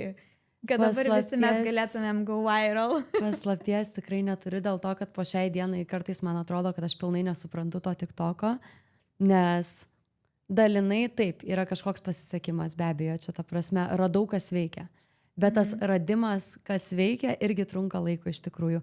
Esu bandžius aš ir pati filmuotis ten savo namuose ir tokius labiau estetinius video daryti, bandyti pagauti tą savo imidžą ir parodyti jį galbūt TikToke. Ir aš tiesiog nesijaučiau, kad čia mano, ta prasme, aš nelabai moku kalbėti su kamera ir kalbėti į kamerą, man čia iš tikrųjų visiška naujiena. Ir nesijaučiau patogiai ir aš manau, žmonės automatiškai jaučia, kad tu nesijauti patogiai. Tai aš tiesiog visą laiką, manau, vienas iš svarbiausių dalykų yra klausyti, ką žmonės tau sako. Kad nesusikaupti ant to, ką tu nori daryti, bet matyti ir klausyti, ką kiti tau patarė. Ir aš labai visą laiką klausiau savo komentarų, savo žinučių Instagrame ir mažų detalių, kurias supratau, kad aš galiu paversti kažką kitą ir didesnį. Vienas iš tų dalykų tai buvo visiškai nesusijęs su socialiniais tinklais, tai buvo mano tiesiog kabinetas, kuriame aš dirbu. Kuo toliau, tuo dažniau žmonės vis paminėdavo prieš procedūrą ar per, ar po konsultacijos, kad kokia rami energija pas tave kabinetės sklydi, žinai, koks tavo balsas raminantis, kokia ta muzika čia rami, oi, kaip čia gera, atsidusdavo. Ir aš taip dažnai pradėjau girdėti tai. Ir aš galvoju, kaip būtent tą momentą kažkaip pagauti, galbūt nufilmuoti, kaip jį pasidalinti, nedarant kažkokios labai didelios, nenatūralios produkcijos, nes atims nuo to iš tikrųjų. Keli žmonės užsiminė mano Instagrame, kad oi, kaip nuramino tas video, tie taškiukai, kuriuos tu paišai ant veido ir kai kalbi, tavo tas balsas kažkaip čia labai nuramino. Ir man taip kažkaip įdomiai suskambėjo, galvoju, gal reikia daugiau tokių daryti. Ir būtent buvo 2 žmonės, vienas po kito, kad abu pafilmavau ir čia buvo tas startas to sekančio etapo TikToko, nes aš įdėjau į TikToką, ten gal minutės ilgumo video, jeigu praskrolinčiau atgal atrasčiau tikrai. Ir vienas gavo 12 milijoną view peržiūrų, kitas gavo 13 milijoną peržiūrų per nepilną savaitę. Ir aš žiūrėjau ir aš negalėjau patikėti, kas darosi, kad žmonės pajuto ir išgirdo tai, ką aš darau klinikui, bet aš kažkokiu būdu sugebėjau pati su viena ranka filmuojant, su kita dėliojant taškiukus, kalbant ir ten muziką reguliuojant su kita, sukurti kažkokį minutės video, kur žmonėm be galo patinka. Tai čia irgi toksai, tikrai dalis yra sėkmė, bet kita dalis yra tas bandymas, pabandai, nepavyksta, pabandai, vėl nepavyksta ir toliau tiesiog bandyti po truputį ir kaip kiti sako, oi, turi tiesiog pastoviai krauti ir kažkas pavyks. Bet jeigu tu krausi tą patį per tą patį, kur tikrai netgi tau pačiai galbūt nepatinka ir tu jautiesi nepatogiai tai darant, gal realiai reikia kažką pakeisti, daryti kažką, kas tikrai yra natūraliau, organiškiau ir gal žmonės kažką iš to paims, išmoks. Tai yra būtent tai, kas įvyko mano TikTok'e. Tai yra pasiekia labai daug naujų ir jaunų inžektorių, kurios mokinasi ir nori iš manęs daugiau išmokti, bet taip pat ir pasiekia labai daug visokiausių žmonių, kurie netgi dabar klausosi mano video, kad užmigtų. Ir aš iš tikrųjų gaunu labai daug žinučių, prašančių, kad aš sukurčiau ilgesnius kažkokius tai video, nes žmonės nori playlisto, kad mėgoti, nes jie pasirodo pasileidžia mano TikToką naktim, kaip background noise, kad galėtų užmigti. Ar aš būčiau gyvenime pagalvojus, kad aš kažką tokio sukursiu? Tikrai ne. Dabar tavęs klausau ir iš tikrųjų man pačiai suvokimas buvo dėl to, ką pati kuriu, žinai, nes iš tikrųjų kartais aš irgi pradedu kurti, reikia daryti, reikia kurti, reikia čia, žinai, tokie renginiai ateina, reikia pareklamuoti ir toks, nu, reikia. Bet ką tu pasakėjai, man atrodo, tu sugebėjai, va, tu pagavai tą momentą, kad žmonėms patinka atmosfera. Ir tu savęs paklausai, kaip aš galėčiau tą atmosferą perteikti socialiniuose tinkluose, tą energiją, ar ne? Kaip galėčiau pasidalinti su daugiau žmonių. Ir tai galbūt atrodė, žinai, vienoje rankoje telefonas, kitoje rankoje darai ten tos taškiukus ant veido. Kas nesupranta, apie kokius taškiukus šnekam, tai turit nueiti ir pasižiūrėti, nes ten vien taškiukai. Vien taškiukų video, taip. Ir tas tavo balsas irgi, žinai, mes irgi kalbėjom, kad mes dabar šnekam yra vienas balsas. Taip. Mes, žinai, aš vedu meditacijas, yra kitas balsas. Tu su klientais bendrauji, vėl yra kitas balsas. Bet tikrai žmonės pagavo, tikrai turi kažkokią magiją savo balse ir tu pamatei, aha, šitas veikia ir tu nebandai kažko naujo pergalvot, sugalvot, per daug geriau padaryti. Tu tiesiog tą patį darai jau nežinau kiek, 2 metus? 2, aš pradėjau gruodžio mėnesį praeitais metais. Tai va, pirmas buvo tas didelis video, kur tikrai. Jo, atradai, kas veikia ir tu tiesiog tą patį darai. Lygiai tą patį. Nieko Nieko nepakeičiau, iš tikrųjų, tik naują telefoną įsigijau. Tik naują telefoną po kažkiek laiko įsigijau. Bet daug kas man sako, oi, tau reikėtų naudoti mikrofoną, ar čia kažką. Ir aš jokių mikrofonų nenaudoju, aš kalbu pati telefoną. Iš tikrųjų, pacientai netgi labai juokiasi, sako nes iš tikrųjų dabar mane per TikToką atranda pagrindas žmonių. Mano, sakyčiau, apie 70-80% naujų klienčių ateina iš TikToko. Ir visos ateina ir jau matau, kad galbūt laukia tos atmosferos, tos ramybės, galbūt to balso. Ir visos taip, ir kurios leidžiasi, kad filmuojamos, taip žiūri ir sako, tai tu čia pati filmuoji? Visos įsivaizduoja, kad čia ištrauksi kažkokią, tai, nežinau, videografija iš kažkur ateis, ar čia kokia, gal, žinai, kažkoks standas tenai su lempom ir produkcija, o aš grinai pasiemu tą telefoną taip ir su kita ranka paišau, tenais taip, anaip, žinai, trečiaip. Ir kažkaip, aš manau, tame tokiam natūralume ir pacientas geriau jaučiasi, kad nėra ten kažkokios produkcijos ir tu pati jauties, kad darai tą, ką visą laiką darai. Tai va, tasai toksai autentiškumas ir yra svarbu. Ir iš tikrųjų, ką TikTokui, ką Instagramui, algoritmam patinka unikalumas. Nepatinka kopijuota medžiaga. Ir iš tikrųjų čia yra didelė dalis algoritmo, tai nekopijuota medžiaga. Jeigu dabar tu sugalvotum pradėti daryti taškiukų video, tokiam pat stiliui, tokiai pat kėdėjus, tokia pat muzika, tave ne tik, kad nestumtų į tą algoritmo viršūnę, bet taip pat netgi, kaip vadinasi, reportina, ta prasme. Praneštų, kad kopijuojama. Jo. Taip, praneša kopijuojama medžiaga. Tai čia, aš manau, yra tikrai pagrindinis dalykas, tai daryti tai, ką tu moki ir daryti tai su stilium, kuris rezonuoja su tavim kažkokiu būdu. Ir tada yra lengva, tada nereikia persistengti, nereikia kiekvienam video susiruošti, nereikia ten man prisidažyti, ar ten, jeigu tą dieną nekaip jaučiuosi, aš vis tiek galiu pafilmuoti. Tai... Ir žinai, man atrodo, mes, kad čia šnekam apie peržiūras, žinai, žmonėm gali atrodyti, koks čia skirtumas šitos peržiūros. Taip. Žinai, bet man, kai žmonės sakydavo, gyvenu iš TikToko, tai aš galvodavau ten kažkokie influenceriai, ten, nežinau, kažkokios žvaigždės. Taip. Bet aš atsimenu, tu sakai, aš vakar užpaustinau jau tiek peržiūrų, jau tiek turėčiau gauti pinigų. Tai yra tikrai, man tai buvo tokia irgi motyvacija ir aš džiaugiuosi labai, kad draugė, ne tai, kad tu turi savo veiklas ir darbus, kur tu uždirbi tikrai, žinai, pinigų, bet čia irgi kapsi pinigai ir neblogi pinigai. Taip. Tai čia toks dalykas, bet geriausias dalykas, kaip tu paminėjai, kad ateina klientai. Taip.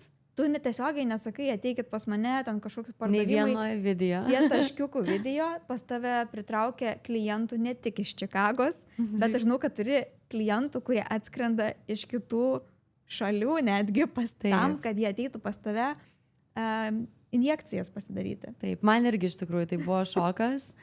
Ir dalinai aš suprantu, nes aš, pavyzdžiui, darausi savo lūpų injekcijas Romui. Tai aš dalinai suprantu, kad atrandi žmogų, su kuriuo rezonuoji ir tu nori pas jį nuvykti, pasidaryti kažkokią procedūrą. Tai Bet tiesiog aš netikėjau, kad mano TikTokas gali tai sukurti. Ir nesenai turėjau tokį klientą, kuris atskrido iš Jamaikos. Ir jisai patsai netgi dermatologas Jamaikoje iš tikrųjų. Ir aš pradėjau su juo kalbėti, sakau, ką Čikagoje veiki, gal sakau, su kokiu verslu, bizniu ar dėl darbo reikalų atskridai. Oi, ne, sako, aš tai atskridau pas tave botokso pasidaryti. Ir čia buvo prieš kokius metus laiko.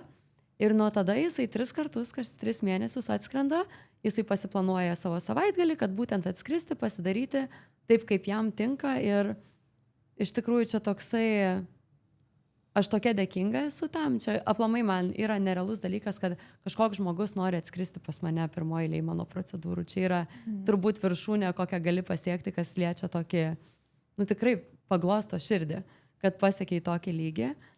Bet taip, turiu ir klienčių ir iš New Yorko, ir iš Los Andželo, ir be abejo Amerikoje yra daug lengviau atskristi.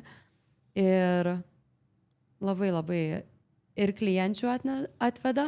Ir kaip ir sakai, aš neturiu šiuo metu jokių tenais brand collaborations, kurie man moka, bet pats TikTokas moka. Ir iš tikrųjų TikTokas užmoka už mano gyvenimą vietą šiuo metu. Tai už mano butą. Kas yra nerealu, bet to pačiu aš niekada nesitikiu to ilgam laikui. TikTokas yra toks labai pastoviai keičianti platforma. Ten buvo baimės didžiausios, kad dings TikTokas, kad uždarys, po to vėl atidarė, po to gal vėl uždarys ir visi panikuoja. Ir aš niekada nenoriu būti tokioj pozicijai, kad pergyventi, ar aš gausiu iš TikToko pinigų ar ne. Čia man yra toks papildas, yra tikrai labai smagu. Ir smagu matyti, kaip tai auga iš tikrųjų, bet tikrai nėra čia mano mąstysenai kažkoks tai ilgalaikis atlyginimas mano. Aš kaip matau, tai kad irgi gal yra, kad tu lengvai prisitrauki visą laiką tą gausą, nes tu tiesiog kaip žaidimą žiūri. Jo. Su tokia lengva energija. Žinai, tas TikTokas yra kaip žaidimas, žinai. Vakar naktį papaustinau, ryte atsikėliau tiek. Wow, žinai. Taip. Ir tu tiesiog kaip į žaidimą žiūri, kaip iš kažkokio Bet turi loteriją, taip žiūrėti, žinai. nes iš tikrųjų gali labai psichologiškai paveikti. Jo. Nes aš kai tik pradėjau, tikrai labai buvo wow, iš tikrųjų tenais pačioj pradžioj, dar kai įeini tą vadinamą Creator Fund, kur tenais ir pradeda mokėti, automatiškai pamažėja peržiūrų truputėlį ir tada vis tiek turi, ir turi tada jau sekti, žinai, kiek tenais, kas veikia, kas neveikia, pradedi truputėlį daugiau žiūrėti tai. Ir buvo ne vienas video, kurį anuliavo dėl kažkokio ten žodžio paminėto. Pavyzdžiui, botoksą, jeigu pasakai, ar kažkokią grožio procedūrą, kad nesukurti kažkokio negatyvaus grožio imidžo pasaulyje ir neskleisti jo.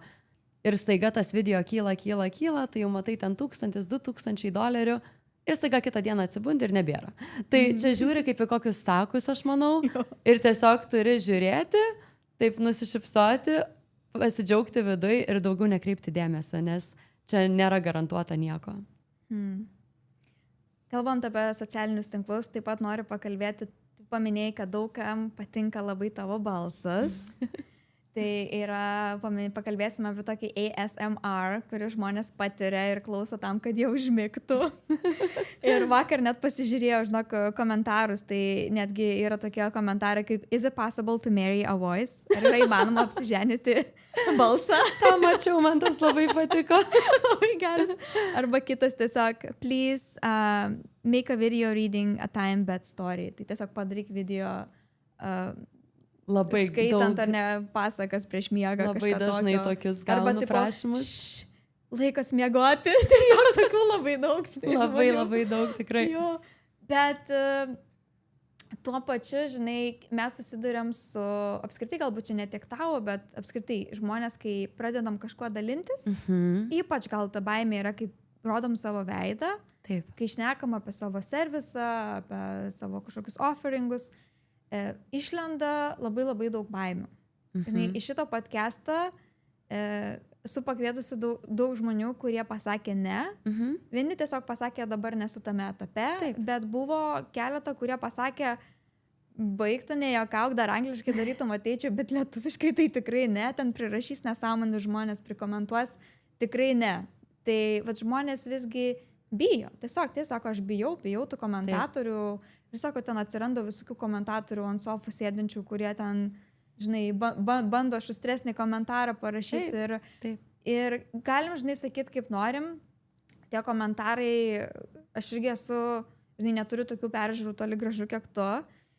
Bet tikrai per tiek metų, kiek esu apskritai socialiniuose tinkluose, esu gavus ir heito, ir, žinai, komentaruose kažkokio, ir žinučių.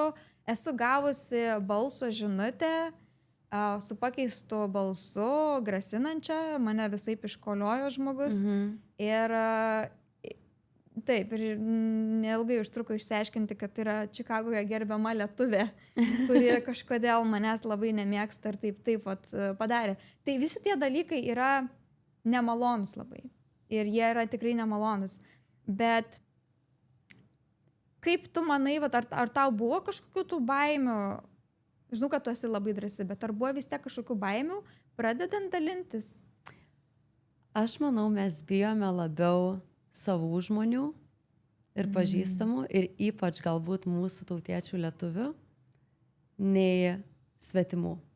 Nežinau, kodėl taip yra, bet tikrai yra kažkokia ta stigma, manau, ypač Amerikoje ir ypač tarp Čikagos lietuvių, kas ką pagalvos. Ir galbūt kažkur giliai man tas išėjimas į TikToką labiau nuo Instagramo buvo toksai safe space. Žinai, tokia saugi zona, kur aš nieko nepažįstu. O kas mane pažįsta, tai ten keli kažkokie mano klientai ar žmonės ar kažkas tai tokio. Tai man tai sukūrė kažkokį tą tokį saugumo jausmą, kad nelabai ten kas ką ir padžadžins. Ir iš tikrųjų, ką ten teisti, kai aš dėlioju taškiukus ir net nesu pati video jokiuose. Tai va tai, manau, padėjo labai. Kitas dalykas, aš visą laiką tiesiog bandau įsivaizduoti, kas žiūri tos video, taip, ir kas rašo tuos negatyvus. Tai jeigu aš dabar atidaryčiau savo kažkokį video, galiu atidaryti video, aš noriu maždaug, kad pažiūrėti, kiek žmonių peržiūrėjo teisingai ir bandyti įsivaizduoti, kaip atrodo tiek žmonių aplamai. Tai va mano paskutinis video per savaitgalį surinko 1,6 milijonus peržiūrų, taip. Nueiname į Insights, tai peržiūrėjo, iš tikrųjų daugiau nei maniau, 1,6 milijonai žmonių. Ir tai žiūrėjo, net nežinau, koks čia skaičius, 10 207 valandas. Tai iš tikrųjų, kiek yra laiko jau peržiūrėta to video. Ir iš tikrųjų pažiūri, kad žmonės peržiūrėjo tik 10% video. Kad jie įsijungia, truputėlį kažką pamato porą sekundžių ir komentarą puola. Žinai? Tai iš tikrųjų toksai bandai suprasti, kaip visa tai vyksta, kaip tas procesas atrodo. Ir viskas šiame gyvenime juda labai greitai, žmonės nestebi nieko ilgai, nesigilina per daug. Net matau iš komentarų dažnai, kad nieks nedažiūri iki galo. Ir man iš tikrųjų nelabai svarbu, kas kiek ko jis žiūri, bet tiesiog turi bandyti suprasti, kas žiūri ir ką žmonės iš to bando išsitraukti. Man svarbiausia iš tų visų negatyvių galbūt komentarų, tai yra apsaugojimas mano klientės, pacientės, vadinam kaip norim, bet čia yra man tikrai be galo svarbu. Ką apie mane kažkas pasakys, ar aš ten kažko nemoku. Ir tiesą pasakius, yra buvę tokių komentarų, kurie mane privertė truputį pagalvoti, gal aš kažką ne taip darau. Ir tai buvo geri komentarai, tikrai buvo geras patarimas, vienas kitas iš vienokio daktaro, iš kitokio, ir galvoju, reikia truputėlį to pasidomėti. Ten, pavyzdžiui, nesenai buvo kažkoks komentaras apie nelygius antakius, kaip kalbėjom. Ir viena panelė užsiminė, kad jei tai buvo ir ar aš paklausiu konsultacijos metu apie akių daktarą ir kada paskutinį kartą buvo pas akių gydytoją pasitikrinti. Ir aš galvoju, tikrai niekada taip nesu paklausus būtent botokso konsultacijos metu. Tai būna tokių momentų, kad atrodo, neblogas patarimas, įdomu, bet labai mažai jų būna ir sakau, ką apie mane kas pasako, tai man tikrai, niekaip aš nesijaučiu apie tai. Tiesiog reikia mokėti pamatyti, pažiūrėti, suignoruoti ir toliau judėti. O būtent apie pacientės, apie kaip jos atrodo, apie kokį negatyvą, apie odą, apie antakį, tikrai būna visokių nesąmonių, kad prirašo. Ir seniau aš gal taip nekreipdavau dėmesio, bet pamačiau, kad porai klienčių, kad jos tikrai seka tos video ir žiūri tos komentarus ir aš pradėjau truputėlį pratrinti. Vien dėl to, kad apsaugoti jas ir jų kažkokį pasitikėjimą savim, nes aš manau, eiliniam žmogui, kuris nepaustina ir nedaro to kasdien, tikrai gali pasijusti ne kaip apie save.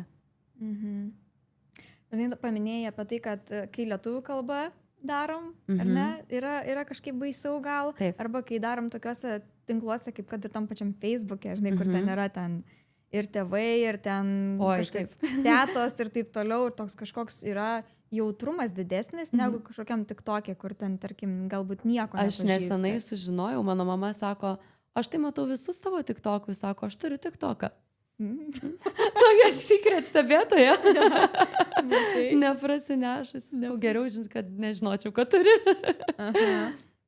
Nes aš tą pajaučiau irgi, žinai, kai visą laiką kuriu turinį angliškai ir su šito podcastu atsidariau tą naują paskyrą podcasto lietuviškai. Taip. Ir irgi mano, tarkim, tėvai, jie nesupranta angliškai, daug ten gal tetų dėdžių, nežinau, gal net ir mokyklos draugų kiti nesupranta angliškai, nes mes mokykloje nesimokinom anglų kalbos. Taip.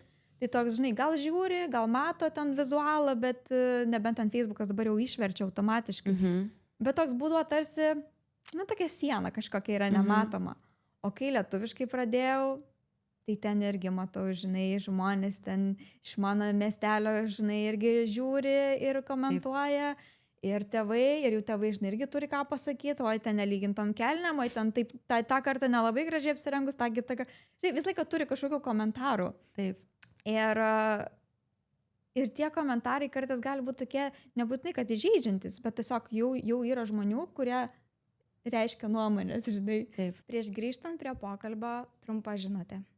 Šį kanalą prenumeruojate tik apie 10% jūsų, kurie žiūrite šias laidas. Jei šie pokalbiai jums yra artimi ir norisi, kad jų būtų daugiau, paspauskite mygtuką prenumeruoti. Jums tai nieko nekainuoja, bet taip jūs labai prisidėsite prie Čikagietės augimo.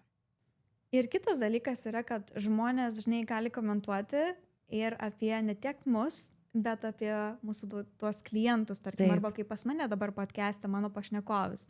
Tai tu čia pas mane esi, nebijanti jau komentarų, bet kokių, bet dauguma mano pašnekovių, jiem buvo pats pirmas kartas iš vis podcast'e. Jos visos jaudinosi, kad ir atėjo čia, žinau, kad jom tikrai jos skaito kiekvieną komentarą. Aš irgi skaitysiu. Ir jom tai daug reiškia, bet aš iš tikrųjų pratryniau keletą, nes buvo tokių nefainų. Ir aš visiškai nesuprantu, kodėl žmonės rašo, kad nuobodu arba nefaina, ar ten nusišnekėjo. Bet galėčiau atspėti, kad tas žmogus tikrai neturi podcast'o. Tas žmogus tikriausiai neturi. Bet, žinai, taip irgi norėjau apsaugoti gal savo pašnekovės ir kažkaip taip pratryniau. Nebuvo daug, tikrai, manau, kad mes čia kažką labai darom ir šnekam. Tikrai. Tikrai tokiam podcast'e, bet buvo tokių, kur galvoja, žinai, gal visgi ištrinsiu, žinai. Jo. Tai va su tavim galėsim, jeigu sutinki, palikti, pasižiūrėti, kas ko prikomentuos, bet aš tikiu, kad, žinai, bus viskas gerai. Bet kodėl žmonės, man įdomu, va ta filosofija, gal, žinai, supratimas, psichologija, kodėl žmonės iš vis komentuoja. Kodėl, nes man atrodo, seniau nebuvo socialinių tinklų. Tai žmonės tiesiog, jeigu tu nori kažką pasakyti, tu pasakai, žinai, kažkas nepatiko, duodi į nosį, žinai, būdavo taip paprastai.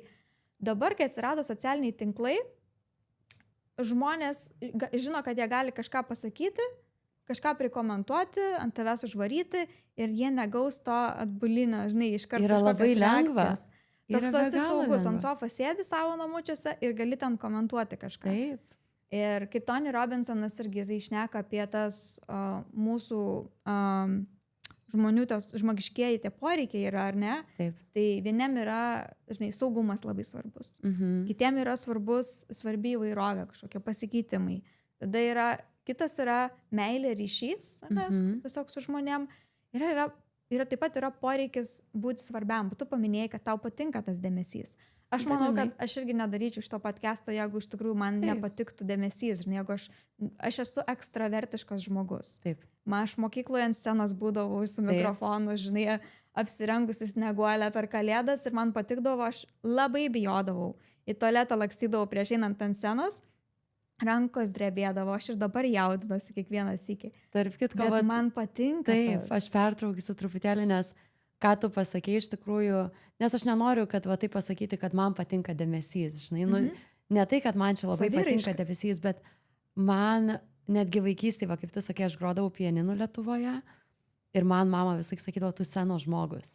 nes gali būti, kad ten namuose gal groju nesąmonės, nusigroju, žinai, gal ten praktikuojas jau prieš koncertą, ten kažkas nesigauna.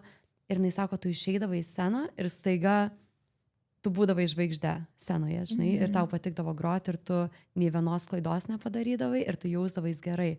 Ir va aš taip pat jaučiuosi dabar, nelyginant, žinai, savo darbo ar karjeros su scena, bet va tas pakilimas, kur aš jaučiu po kažkokio va tokio renginio ar kažko tokio labiau gal viešesnio, tai yra va tas jausmas ir tas toksai pasikrovimas nuo to. Jo, ir tas yra tiesiog, man atrodo, irgi savotiška saviraiška. Vieniem yra vienokių būdų, kitom kitokių, yra svarbu save pažinti. Ir tai nemanau, kad yra blogai. Tiesiog yra žmonės, kurie yra daugiau tokie einantis, būti matomi, einantis, darantis. Kiti galbūt nori labiau ramiau savo daryti, ar ten su popieriais dirbti. Žinai, ir visokių kažką reikia. Jo, ir visokių reikia. Man atrodo, mes abidvi kažkiek esame žmonės. Mums patinka bendrauti, susipažinti su naujais žmonėm. Ir tas, vadėjot, saviraiška, tai man atrodo, mes tą saviraišką patiriam per visokius irgi organizuojamus tiek renginius, tiek susipažinimus su naujais žmonėm, ėjimus, darimus, veikimus įvairiausius, projektų prisigalvojam, tiek tu, tiek aš. Bet yra žmonės, kurie gal irgi turi tą tokį norą būti svarbus kažkur, bet jie tiesiog neišreiškia to niekur. Jie galbūt sėdi darbe, kurio jie nemėgsta, galbūt jie jaučiasi, kad jie negali išsireikšti nei darbe, nei namuose, gal nei kažkur kitur neturi kažkokių hobių ar kažkur. Ir tada labai lengva terpė yra, pakomentuosiu dabar, aš pasireikšiu, nes aš turiu ką pasakyti.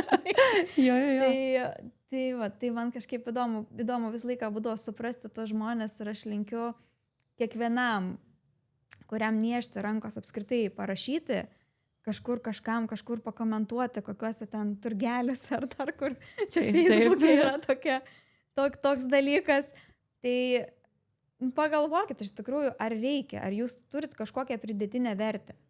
Galbūt pridėtinė vertė yra parašyti, fainai, džiaugiuosi, kad padarėt kažko tokio gero, palaikyti, pakelti kitą žmogų, o ne kažkokio ten bumbėjimus išrašyti. Tai, nes aš visą laiką kažkaip galvoju, kad labai nenorėčiau, kad mano tėvai būtų tie, kurie komentatoriai, nes man būtų gėda. Aš žinau, kad svetimos gėdas nėra, bet pagalvokit, kad jūsų vaikam tikrai nefaina matyti, kad jūs ten prikomentavot kažkokiu nesąmonę. Taip. Ir viskas lieka. Tai kalbant apie dabar tos komentarus, apie heitą truputėlį čia mes taip pakalbėjom. Ar yra kažkas, ką dar norėtum pridurti galbūt? Gal po to kažką atsiminsiu, bet šiuo metu tai ne. Tai pakalbėkime apie tuos žmonės, kurie pas tave komentuoja, kad nori užmigti, kad tu juos migdai. Tik pozityvas iš tų žmonių. Yra kažkoks labai magiškas. Tai ASMR yra Autonomous Sensory Meridian Response. Lietuviškai išsiverčia autonominė sensorinė meridianinė reakcija. Tai malonus, dilgčiojantis pojūtis, dažniausiai prasidedantis galvos viršuje ir plintantis kaklu bei stuburu. Tai toks neurologinis reiškinys, kuomet mes pajaučiam tokį atsipalaidavimą, noro užmigti, ar ne, toks visiškas toks parasimpatinės nervos sistemos aktyvavimas. Kaip manai, ar tai yra kažkoks tavo balsas, čia yra kažkoks specialus ir magiškas, ar kiekvienas žmogus tą gali suteikti ir kur tu dar gyvenime panaudoji šią magiją? Aš manau, dalinai čia yra, kaip sakiau jau ir anksčiau, energija. Žinai, aš manau, kiekvieną kartą, kai aš įeinu į kabinetą, aš taip visą laiką pagalvoju, kad čia yra kaip kokių šviesų pritemdymas truputėlį, žinai, sukuriama atmosfera. Ir aš visą laiką įėjus į kabinetą tikrai jaučiu, kad aš truputėlį taip pažeminu savo balsą galbūt, bet žinai, kodėl iš tikrųjų yra tas balsas, čia yra lietuviškas akcentas. Aš pradėjau suprasti. Mūsų kalba yra labai mūsų kalboje yra daug S garsų, iš tikrųjų. Ir būtent, aš manau, čia, aišku, mes nežinom, neišstudijuosim per vieną dieną, bet mano video aš pastoviai pradedu su raise up your eyebrows, relax. Ir tas relax, aš manau, automatiškai žmogui pasako atsipalaiduoti ir tas S garsas prasitęsia. Nes labai daug kas komentuoja apie S. Kodėl tu sakai savo S taip? Kas čia tas S? Kiti sako, man labai patinka tas S. Kiti sako, mane trigerina tas S. Žinai? Ir labai daug tų komentarų susijusius to S garsu. Ir aš manau, čia truputėlį išlenda tasai, truputėlį akcentas kažkoks. Žinai, be abejo, mano anglų kalba yra turbūt geresnė už mano lietuvių. Bet kažkokie va tokie pasakymai, žodžiai, raidės tikrai išlenda. Ir man atrodo, nuo to garso čia kažkoks susikūrė va toks fenomenonas, žinai. Tai nežinau, ar čia galima pakartoti tai, ar kitur pritaikyti, bet aš pradėjau jaustis, kad aš, kai kalbu angliškai, pradedu girdėti jau ir tą S garsą savo truputėlį ir gal turbūt truputėlį daugiau jį pabrėžti kažkur tai. Tai įdomu, man pačiai čia yra visiškai nauja patirtis iš tikrųjų, aš niekada nebūčiau pagalvojus, kad mano balsas ramins kažką ar užmigdys. Aš vakar komentaruose pas tave žiūrėdama irgi pamačiau, kad S tas garsas žmonės, net kiti parašė, Taip. kad that S. Jo, ir ten vieni sako, it tickles my brain, kiti I can't stand it, žinai. Tai atrodo iki čia. Ne vietoje atėjęs. Jo. Tai va, įdomiai. Dabar aš dažniausiai įsivaizduoju, kad čia sėdi pas mus irgi mūsų pašnekovė, kažkokia draugė, ne, kuri klauso. Tikrai, žinai, kai mentoriauju moteris, pas mane daugiau ateina tokios, kur irgi galbūt dirbo darbą, nori savo kažką pradėti daryti ar jau daro, bet dar vat yra baimės kažkokios dalinti socialiniuose tinkluose. Ir aš dažnai sakau, įsivaizduokite, kad yra jūsų baimė ir yra jūsų misija, vizija, kas jūs veža, ne, ta žinutė, kurią jūs nori skleisti. Ir pasverkit, kuri yra didesnė, kuri yra sunkesnė, kurią jūs leisit nugalėti. Taip. Jeigu baimė visgi didesnė, tai galbūt ta misija, vizija, ar tas kodėl, ar ne, jūsų nėra toks didelis, gal nėra jums taip svarbu tą žinutę skleisti. Kita tokia praktika, tai gera irgi, mes dažnai galvojam į ateitį, ne, nes bijom paustinti, nes bijom, kad ateity kažkas kažkaip sureaguos. Ne? Ir žmonės yra tas what if, o kas jeigu pamatys tas ir tas, o kas jeigu ten nieks nepalaikins ir nieks nepamatys, o kas jeigu kažkas užkomentuos, kad čia nesąmonė. Ar kas jeigu iš vis dabar nukencelins, ar ne, atšauks tave, nes dabar ir tai vyksta, jeigu turi stipresnę nuomonę. Tai irgi to yra toks pratimas perskirti lapo popieriaus į 2 dalis. Vienas surašyti, o kas jeigu, ir visos baimės, o kas jeigu, O kitoj pusėje, o kas jeigu surašyti viską, kas gali atsitikti gero, o kas jeigu išeis viral, o kas jeigu daug žmonių pamatys, o kas jeigu kažkam labai reikės vienam žmogui. Vienas tik žmogus pamatys, bet jam būtent reikėjo šiandien išgirsti tą žinutę. Ar yra kažkas, vat, ką tu tą temą galbūt užbaigiant, kuo tu norėtum pasidalinti su tuo žmogum, kuris galbūt vis dar bijo dalintis? Ta baimė, aš manau, niekada neperlipsi baimės nepradės daryti. Taip, čia yra faktas. Mes apie viską taip kalbam, taip. Su tavim apie podcastą. Sakau, tiesiog reikia daryti. Ir arba gausis, arba nesigaus. Vienas iš 2. Ta prasme, kas gali blogiausio nutikti, taip, tai visiškai nieko iš tikrųjų. Bet kitas dalykas yra ta tokia nesustojimas, kai kažkas nepavyksta, žinai. Ir aš savo galiu pasidalinti, kaip sakiau, kai ėjau į tą Creator Fund ir pradėjo reportinti mano video, vos ne kiekvieną, kurį įdėjau. Tai staiga būdavo 12 milijonų peržiūrų, 13 milijonų peržiūrų, ten 4-5 milijonai, ten užpaustinau, man per 10-15 minučių sukildavo iki 500 000 peržiūrų. Aš negalėjau patikėti, prasme, man buvo šokas. Ir staiga kiekvieną video, nes TikTokas pradėjo mokėti, kiekvieną video, kurį įkeldavau, po kokio pusdienio būdavo užblokuotas, išmetamas. Ir iš tikrųjų labai taip nusodina, nebėra to noro, nebėra motyvacijos, nei piniginės, nei laiko atžvilgių, toks atrodo daug įdedi darbo tenais, editinį grįžus namo po darbo 2 valandas, kol viską sukrauni, sudedi, kol viskas atrodo gražiai ir tai bumt ir išima. Ir taip, žinai, tie views nukrenta į 0 iš tikrųjų. Ir va tais momentais ir yra svarbu, ką tu darai toliau. Ar tu tik pažiūri ir sakai, ai, ne man čia tas TikTokas užkniso.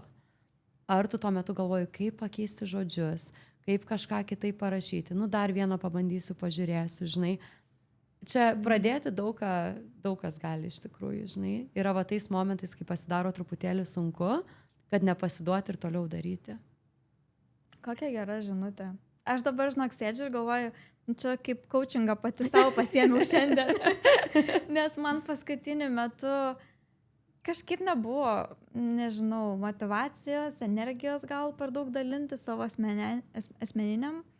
Aš tik jaučiu, kad aš istorijas tik dedu, kokie renginiai vyksta, bet kad kažkokį kurti labai daug tikrai nekūriau. Kažkokį jaučiau, kad gal turbūt dėl to, kad daug energijos nutekėjo į šito podcast'o visą marketingą ir kūrimą ir pasiruošimą, bet jo, svarbu nesustoti. Tu man ir su šito podcast'o jau turėjau tokių biškių blokų.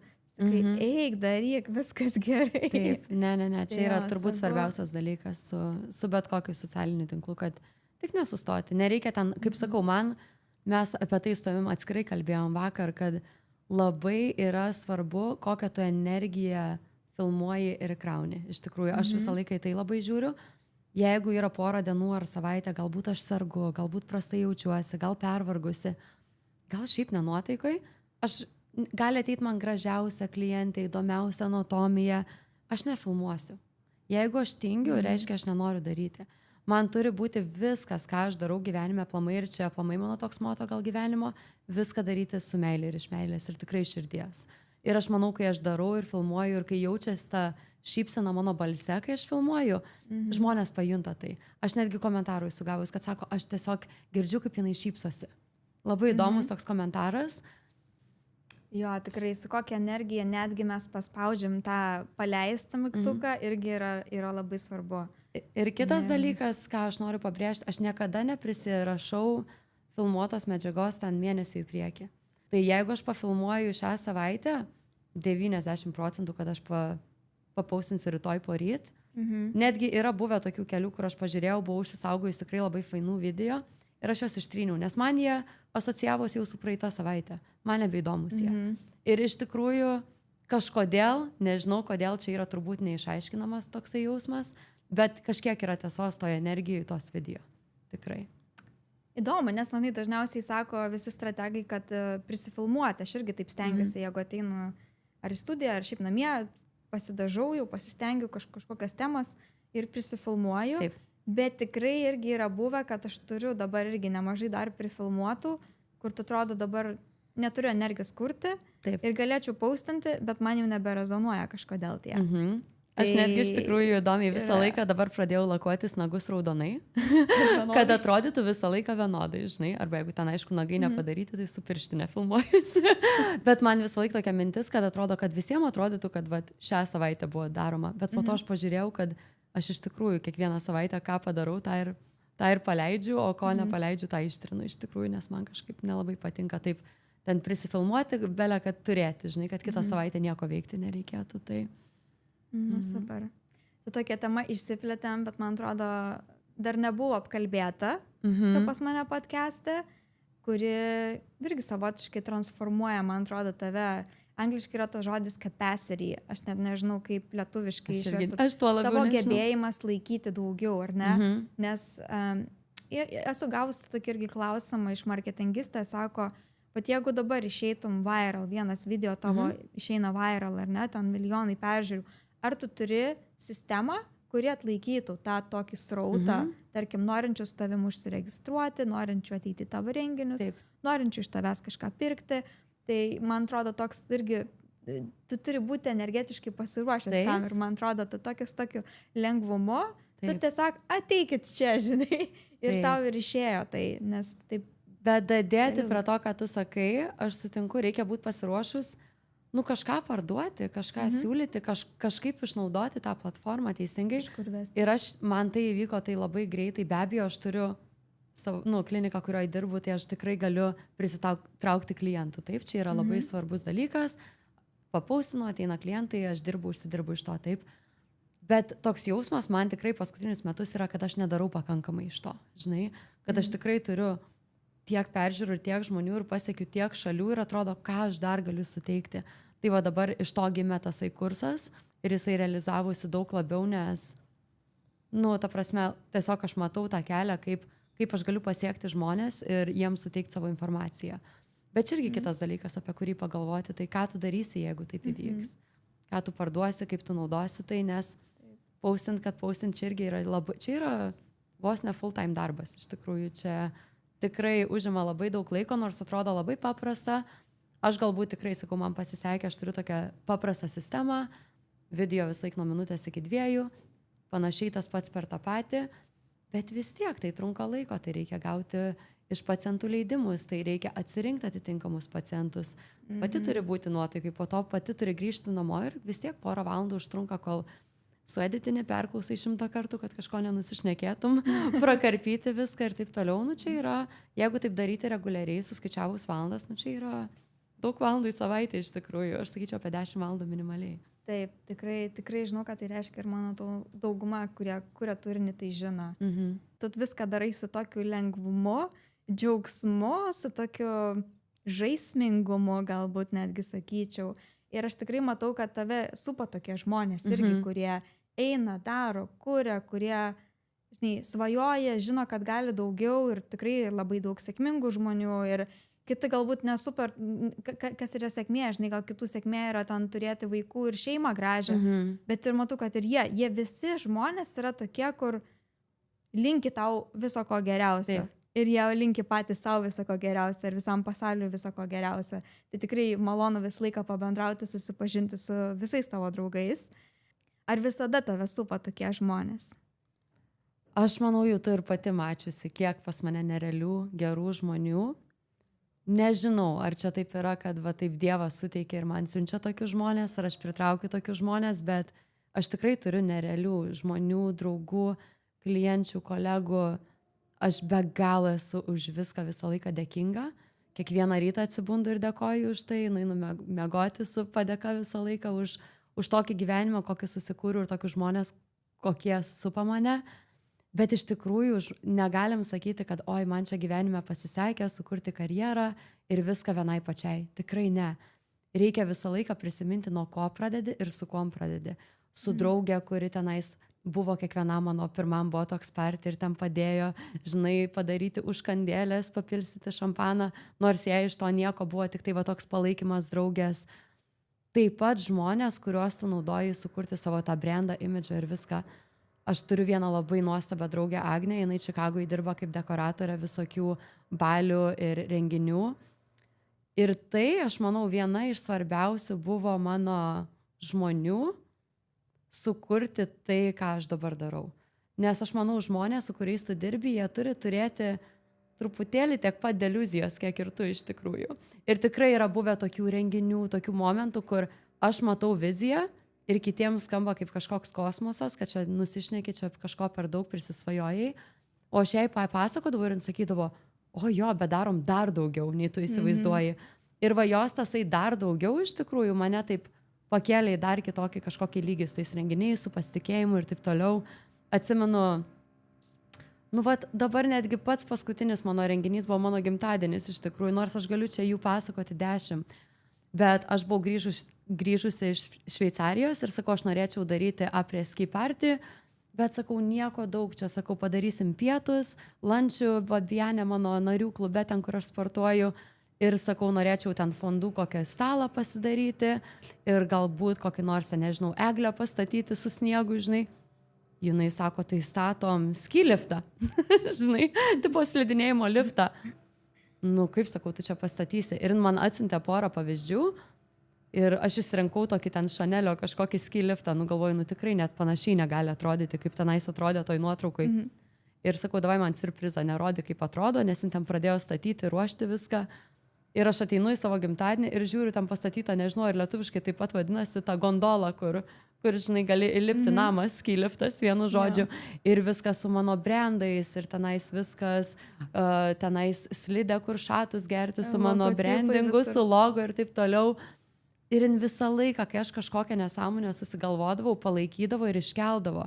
Kažkada restorane tenais sugalvojau, kad noriu daryti restorane ten naujam renginį. Kolaboracija buvo su Porsche, ten privarė pilną kiemą Porsche, ikros, šampanai, austrės. Ir aš sakau, noriu centre restorano turėti, sakau, sceną su rūžava, tipo rausva injectionų kėdę. Ir sakau, aš noriu, kad būtų tamsiai žalia užuolaida aplinkui per pusę restorano. Ir aš jai pasakoju ir taip žiūri, gerai, sako. Ir jai viskas buvo aišku. Man net nereikėjo jai pasakot, man reikėjo tik jai papasakot, kaip atrodo mano smegenyse mano vizija. Ir čia yra iš tikrųjų be galo svarbu, jeigu tu randi tokius žmonės gyvenime, kurie tave palaiko, tokiais momentais tu gali daug daugiau pasiekti, nei tu pasieksi vienas kada nors. Ir čia yra daug tokių žmonių, čia yra viskas nuo makiažo, plaukų, fotografijos, va tokių dekoratorių ir gerų draugų, nes be abejo, tu pačioj pradžioj savo karjeros tikrai neįkasi tokių investicijų, kas liečia tokius dalykus, tai tu susirandi draugę, kas tau tikrai pafotografuos gražiai, ar tenais aprengs gražiai, ar paskolins kažką, ar kažkokiu būdu prisidurs. Tai čia turbūt vienas iš svarbiausių dalykų ir aš tikrai tikiuosi, kad visi ras savo gyvenime tokius žmonės, kur padės juos iškelt, nes tie, kurie laiko bent truputėlį pavydo ar kažkokios antipatijos, tikrai niekada tavęs neiškels ir nutems tave žemyn. Čia gilu. Čia gilu. Aš tikrai irgi galiu irgi pareflektuoti savo gyvenimą ir galiu tikrai pasakyti kažkokie, kai vyko didžiuliai augimai, tai tikrai irgi buvo ne tai, kad aš viena, bet tikrai labai buvo žmonės aplink mane, kurie irgi kėlė, kurie priminė man gal mano potencialą, nes tikrai visiems būna, kada kartais gal nebematom, ką galim pasiekti, arba nebepasitikim savim, bet kai turim šalia tokį tvirtą palaikymą, tai yra tikrai, neįkainojama. Ir to nenusipirks už jokius pinigus. Ne.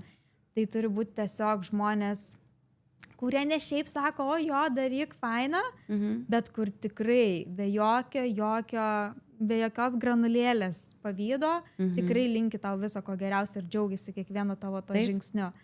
Tai Agnė tikrai nuostabi irgi. Tikrai nuostabi, reikės pasidalinti tikrai jos informaciją, jeigu kam reikia Čikagoje padėti, sukurti kokį renginį, kažką papuošti, taip pat yra menininkė, bet apart to tiesiog realiai turėti tokių žmonių, kurie yra tavo fanai, nes daugelis to neturi. Norėčiau dabar perėti prie tokios kitos, galbūt paskutinės temos, kurią tave norėjau šiandien pakalbinti. Tai yra tavo gebėjimas ne tik užmegzti naujas pažintis, bet taip pat ir išlaikyti tas senas draugystės ir kontaktus.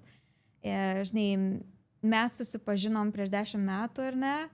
Ir abiejų gyvenimuose daug visko vyko, įvairiausių lūžių, transformacijų, kažkiek pašnekėjom apie tavo, mano galbūt jau podcastuose per visus žmonės gali irgi jausti. Aš vienu metu jaučiau, kad buvo toks truputėlį, buvom atitrūkusios, mes vis tiek ryšį visą laiką palaikėm, bet nebuvo taip, kad kasdien ten bendrautumėm ar ten į savaitę netgi kartą. Tu, kai pradėjai botoksus leisti, kai pradėjai botoksais užsiiminėti, aš nuėjau į savo, savęs ieškojimus gilius, į dvasingumus, įvairiausius mokymus, terapijas ir taip toliau. Ir aš atsimenu, vienu metu tu man atsiuntei tokią tokį paveiksliuką, kur vandenyne per bangą šoka delfinas ir karvė. Ir parašyta, nors esate kažkaip skirtingose gyvenimo etapuose, bet vis tiek esate bestys, tipo draugės. Ir aš taip sakau, tai tipo, aš čia ta karvė, o tu delfinas, tai aišku. Žinau, kad delfinai tau patinka, tavo sielas gyvūnas. Bet taip juokus iš šoną, aš tikrai, žinai, visą laiką pastebiu, kad tu buvai tas žmogus, kuris vis tiek išlaikai tą ryšį ir aš matau, kad tu tą ryšį išlaikai su labai labai labai daug kitų žmonių. Aš vienas iki pamačiau, pernai berods buvo irgi Instagrame toks įrašas, parašyta, kad jeigu jūs dabar niekam neskambintumėt, nerašytumėt, ar būtų kas jums parašytų ar paskambintų. Tiesiog pasiteirauti, kaip jums sekasi. Ir aišku, apart šeimos ir artimiausių giminaičių, tai tu buvai tas žmogus, apie kurį aš iškart pagalvojau, nes tavim nereikia susiplanuoti kelintą valandą į kalendorių įsidėti, ten Zoom'o susiskedžiulinti. Tiesiog paskambini ir viskas. Jeigu negaliu net, nežinau, tada aš kartais tau paskambinu, bet tu buvai tas žmogus, kuris man tikrai iškart atėjo mintis. Ir aš žinau, kad man tai galbūt tu buvai tas žmogus, bet aš žinau, kad tu esi tas žmogus dar daugelį kitų žmonių. Ir ten mes kartais į savaitę prakalbam tikrai minimum 3 valandas tikriausiai telefonu, bet aš žinau, kad yra draugių, kur ten tikriausiai 10 valandų prašnekė. Aš nežinau, kur tu laiko randi, bet žinau, kad ir su savo mamyte kelis kartus į dieną kalbi. Ir su savo draugė Agne, kuri tikrai irgi, sakai, norėsi paminėti, nuostabiai prisidėjo prie tavo veiklos, visą laiką palaikanti nuostabioji Agnė. Ir dar daug draugių. Kaip tu manai, ar čia irgi yra toks įgimtas tiesiog, kas tu esi, ar tai yra kažkiek toks, nežinau, įgytas įgūdis, nes tu atvažiavai čia, reikėjo pritapti, tu keitei labai daug mokyklų čia irgi dėl įvairiausių situacijų, ar ne? Kaip manai, iš kur čia pas tave toks talentas? Aš dažnai apie tai pagalvoju iš tikrųjų, nes man žmonės ir aplamai connectionas su žmonėm turbūt yra svarbiausia, kas yra gyvenime. Ir dažnai, pavyzdžiui, netgi kai važiuoju kelionį, dabar ką tik grįžau iš kelionės, taip, ir visi sako, kaip kelionė, kaip patiko, kaip viešbutis. Ir man visą laiką kelionė yra matuojama tuo, kiek žmonių aš susipažįstu, su kuo aš pakalbu, kokių gilių temų turiu su kažkuom. Man tikrai širdytas yra svarbu. Gal dalinai, kad aš augau viena, iš tikrųjų, pagrinde. Beveik visą savo gyvenimą aš augau kaip vienas vaikas, taip. Tai visą laiką tas kažkokių, ar ten pusseserė kokia atvažiuoja, ar draugė kokia, aš labai gerbdavau tą kažkokį ryšį su kitais žmonėm ir kai kažkas pas mane atvažiuoja į svečius, man visą laiką labai nuo vaikystės patikdavo žmonės, žinai, galbūt, kad aš daug laiko viena praleisdavau, mano mama pianino mokytoja būdavo, grodavo dienom namuose, o aš ten sėdėdavau kokį Lego statydavau, taip. Tai man toksai visą laiką būdavo, kad, žmonės man visą laiką labai svarbu. Tai aš manau, čia galbūt dalis.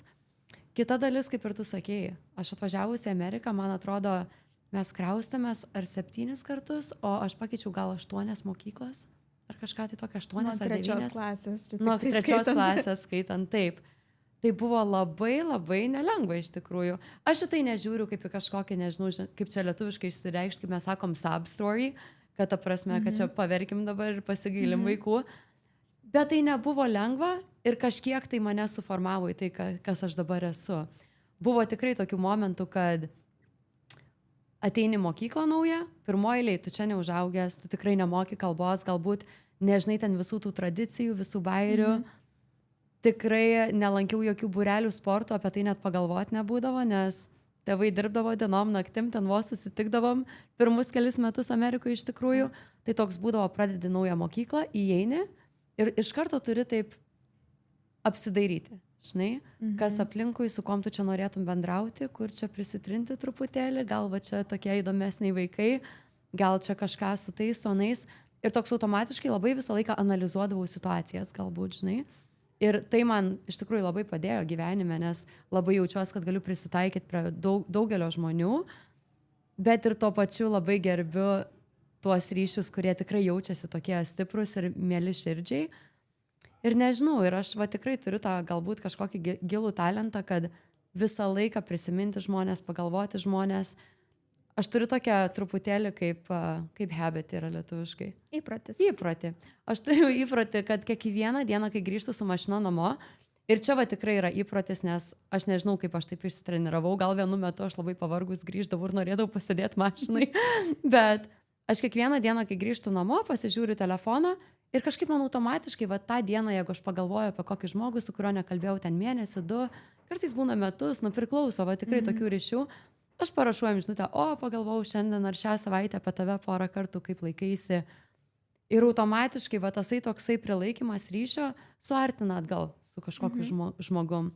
Ir tu pati turbūt tai mačius pas mane, kiek, pavyzdžiui, gimtadieniuose mano žmonių, žinai, kiek mano renginiuose žmonių ir visi iš visiškai kitų etapų mano gyvenimo, žinai, kas iš darbų, vienų, kitų, kas iš vaikystės, kas iš high school'ės, o kas, žinai, tenais iš koledžo ir kito darbo ir nežinau, kur dar, žinai, iš nagų salono. Ir kur chirurgai visokie, nagų specialistė, vaikystės draugės, jo, tam pas tavo tokie ratelių milijonas, atrodo, wow, tokie labai mišri grupė visą laiką būna, bet man atrodo, tas ir yra žavu irgi. Ir tuo pačiu man labai smagu matyti, kad mano draugai ir mano tos grupės per mane susidraugauja taip pat. Tai aš jaučiuosi, kad kai tu nueini kokį tenais mano gimtadienį, renginį ar kažką, kad automatiškai apsidairai ir pradedi suprasti, kad nebežinai, kas su kuom, kur susipažino, bet dažniausia būna tai per mane ir per mano renginius kažkokius. Ir smagu, iš tikrųjų, daug tokių gyvenimo draugų susidarė per mane, kur galbūt aš netgi nuo jų atitolau, bet kažkas suartėjo. Man atrodo, šitas tavo gebėjimas užmegzti naujas pažintis irgi tau labai padeda su pardavimais. Aš atsimenu, mes kažkada pernai sėdėjom kavinukėje, lauke ir buvo tokių panelių stalas irgi netoliese ir jos kažkaip pasijuokė į mus pasižiūrėjusias, nes mes ten kortas vertėm romantinės visokias ir juokavom ir tiesiog mes su jom nebešnekėjom ir išeidinėjom ir tu sakai, aš vis tiek dar jom paduosiu savo biznio kortelę. O, čia jau pravažiavo tas traukinys, jau mes su jom nebešnekam, kaip tu čia dabar tiesiog ateisi ir duosi. Bet tu taip gražiai, panelės, turėkit gerą dieną, žodžiu, kažkaip taip labai labai natūraliai papasakai, kad jeigu čia aplinkui kažkaip ateina dažnai, aš čia dirbu kitoje pusėje gatvės, kodėl Asterix ir taip gražiai iškart, o jo, labai įdomu, jos iškart vos ne pačios pasiprašė tavo kortelės. Ir aš tiesiog irgi tada pagalvojau, kaip dažnai aš galvoju, kad traukinys jau yra nuvažiavęs. Kad atrodo, jau, žinai, nebėra kažkokio pokalbio, reikia čia būtinai apšilti su žmogum, kad iš vis tiesiog kontaktų užmėgsti. Bet ne, tu man grynai va taip tiesiai prie mano akių parodai, kaip lengvai galima tai padaryti. Ir aš nežinau, ar jos pas tave atėjo ar ne. Aš irgi nežinau. Bet apskritai, man atrodo, gyvenime toks geras labai įgūdis, nes tai tau padeda labai ir pardavimuose. Taip. Nes pardavimai yra visur. Nebūtinai mes turim dirbti pardavimų srityje, bet pardavimai yra visur. Mes einam į pasimatymą, yra pardavimas, ar ne? Mes šeimoje su kažkuo bandom kažką susitarti, jau yra kažkoks pardavimas, jau yra kažkoks negotiation, mes jau dėl kažko tariamės kartu. Tai va taip, man atrodo, irgi tavo labai geras įgūdis yra labai natūraliai. Visiškai nėra kažkokio tokio, žinai, kur nujaučiasi tas toks... Jo. Nu, aš manau, tai yra tikrai ištreniruojama. Va ta dalis. Ir aš manau, visą tai grįžta nuo to, kai aš tik pradėjau injektinti, žinai. Kai tik pradėjau savo darbą su estetika, nes tu tada esi realiai niekas. Ta prasme, tu esi pradinis toj srityje. Ir tu tuo pačiu nepažįsti tiek žmonių. Aš tikrai tiek žmonių nepažinodavau tuo metu savo gyvenime, žinai. Ir man buvo tikrai toksai momentas, kad kiekvienas žmogus, su kuriuo aš kalbėdavau mano mintise, turi būti mano ateities klientas. Ir aš ant tiek save ištreniravau tai daryti, galbūt, va, kaip tu sakai, natūraliai, kad aš kartais net istoriją kokią nors sukurdavau, žinai. Kartais būdavo ten susitinki su kokiu žmogum, ir sakau, o, kokia tu matyta, gal tu kartais į mano kliniką esi buvus, ar esi buvusi mano klinikoje? Ir sako, ne, o kur tu dirbi? Ai, aš čia botoksą darau ten ir ten. O, geras, duok Instagramą, žinai. Ir būdavo, vat, išmoksti tą tokią natūralią tokią kažkokią turėti temą. Dažnai jinai kartojasi, bet kad pritraukti savo klienčių, nes iš kur daugiau tu susirasi tų klientų, apart aišku ten, žinai, social media ir Instagramų ir taip toliau, ir ten kažkas kažką pasiūs ar parekomenduos, bet realiai aš žiūrėdavau tai, kad kiekvienas žmogus, su kuriuo tu susipažįsti, gali kažkokiu būdu būti tavo klientas arba norės kažką pasiūsti, kas bus tavo klientas ar klientė, žinai, tai jo, čia tikrai ištreniruojama, aš manau, yra ir visi galėtų taip daryti. Šitą skriptą visos užsirašom. Nes aš tai tikrai jį panaudosiu. Nu, tikrai nerealus toks ir labai natūralus, žinai, nėra standartinis tas. Jo, neteini ir nesakė, aš tai darau botoksą, žinai. Dabar kažkaip gal daugiau išlenda, tai žinai, kad ko užsiemi, ką darai, toks iš kalbos išeina, bet seniau aš tiesiog antiek norėdavau visiems pasakyti, nes nežinodavau, už kur gauti klienčių daugiau pačioj pradžioj. Tai. Dabar perėsim prie pokalbio pabaigos. Pašnekėjom apie pradžias, pašnekėjom apie transformacijas, kur buvai, apie lūžius, krypties pakeitimus ar ne, karjeros. Kaip manai, kokiam gyvenimo etape esi dabar? Per kokias, nežinau, pamokas naviguoji ar išbandymus? Kur dabar esi, ant kokios bangos tas delfinas dabar? Aš manau, jau perėjom labai daug tų bangų, iš kurių išmokom daug, taip. Aš dabar, manau, toks gyvenimo etapas yra labai ramus, iš tikrųjų. Viskas mano gyvenime susijęs su ramybė, iš tikrųjų, žinai. Darbas ramus, asmeninis gyvenimas ramus, namai ramus, šeima sveika, sveikatos pati daug turiu, jaučiuosi, kad turiu laiko. Iš tikrųjų, laikas yra vienas iš svarbiausių dalykų mūsų gyvenime ir kaip tu jį naudoji. Tai aš grįžtu atgal galbūt prie savo vaikystės truputėlį, pradėjau vėl, kaip šnekėjom, groti pianinu truputėlį, imu pamokas, kaip ir sakiau, stengiuosi sportuoti, bet yra toksai momentas gyvenime, kad labai viską gerbiu ir visko džiaugiuosi ir viską darau iš meilės. Ir turbūt yra vienas iš svarbiausių momentų, nes kai darai viską iš širdies ir iš meilės, tikrai jaučiasi toksai flow, kad viskas sekasi, ką paliečiu, tas sekasi. Tu pati žinai, kad aš nesu labai toks ramybės žmogus. Man patinka ramybė. Apie ramybę, bet ir Aš sukuriu estetiką, aš sukuriu ramybę savo namuose ir gyvenime, bet man visą laiką norisi kažko daugiau. Tai apart kurso projekto, aš turiu dar vieną potencialų projektą ir dar dabar neaišku, kaip su juo baigsis, bet kad kažką aš darysiu daugiau, tai čia faktas. Bet kai darai ne iš reikalo, o iš meilės džiaugsmo ir padėka viskam, ką jau turi, tada sekasi, manau, daug geriau iš tikrųjų. Paskutinis klausimas. Jeigu žmonės norėtų dabar su tavimi kontaktuoti ir su Lolyte pasikalbėti, koks būtų geriausias būdas jiems su tavimi susijungti? Aš iš tikrųjų dažniausiai ir greičiausiai atrašau Instagram'e. Aš manau, čia yra lengviausias būdas. Tai mano Instagramo, kaip čia pavadinimas, yra paskyra yra botox.boss su 2 S. Tai visą laiką atrašau iš tikrųjų. O TikTokas kaip tavo, jeigu norės žmonės tų taškiukų pasižiūrėti ir pasiklausyti tavo S? Jo, botox boss, kaip Chicago, sutrumpinta CHI tiesiog, CHI. Tai botox boss šai. Irgi uždėsime. Taip, būtinai. Ir kaip ir kiekvieno kol kas dabar epizodą, mes turime dovanėlę mūsų klausytojams. Tai kviečiame komentuoti, kas jums patiko, kas įstrigo, galbūt apie ką norėtumėte giliau sužinoti, daugiau sužinoti, ar ne. Galbūt norite, kad dar pasikvieščiau Gintarę čia ir kažkokią temą konkrečiai giliai nertume, ar ne. Šiandien toks daugiau kaip standartinis buvo susipažinimo, ar ne, tavo pačios gyvenimo kelionės ir pamokų, ir iššūkių, ir įvairiausių suvokimų. Tai kokią mes dovanėlę turim? Kokią tu dovanėlę turi tiesiog? Mielai norėčiau padovanoti kam nors vieną personalinę konsultaciją ir procedūrą su manim. Tai be abejo turbūt botoksą. Tai jeigu ką domina, tikrai komentuokit, sakykit, rašykit. Mielai norėčiau susipažinti ir tikrai galim padaryti tokį labai personalinį planą, būtent jum, ir susitikti Čikagoje. Nu, labai smagu. Tikiuosi laimės kažkas iš Čikagos arba iš kažkur kitur ir atskris pas tave. Taip. Tai ačiū tau, draugė. Labai ačiū tau. Už tavo šviesą, už tavo žaismingumą netgi šitam podcast'e, už tai, kad pasakei jas, ateiti su Lolyte. Šiandien žinau, kad nelabai patenkinta. Kad suprastumėte, kokio dydžio čia yra šuo. Mes į studiją, kai įėjom, tai panelė sakė, aš tokio didelio šuns nesu mačiusi. Nuostabi mūsų Lolytė.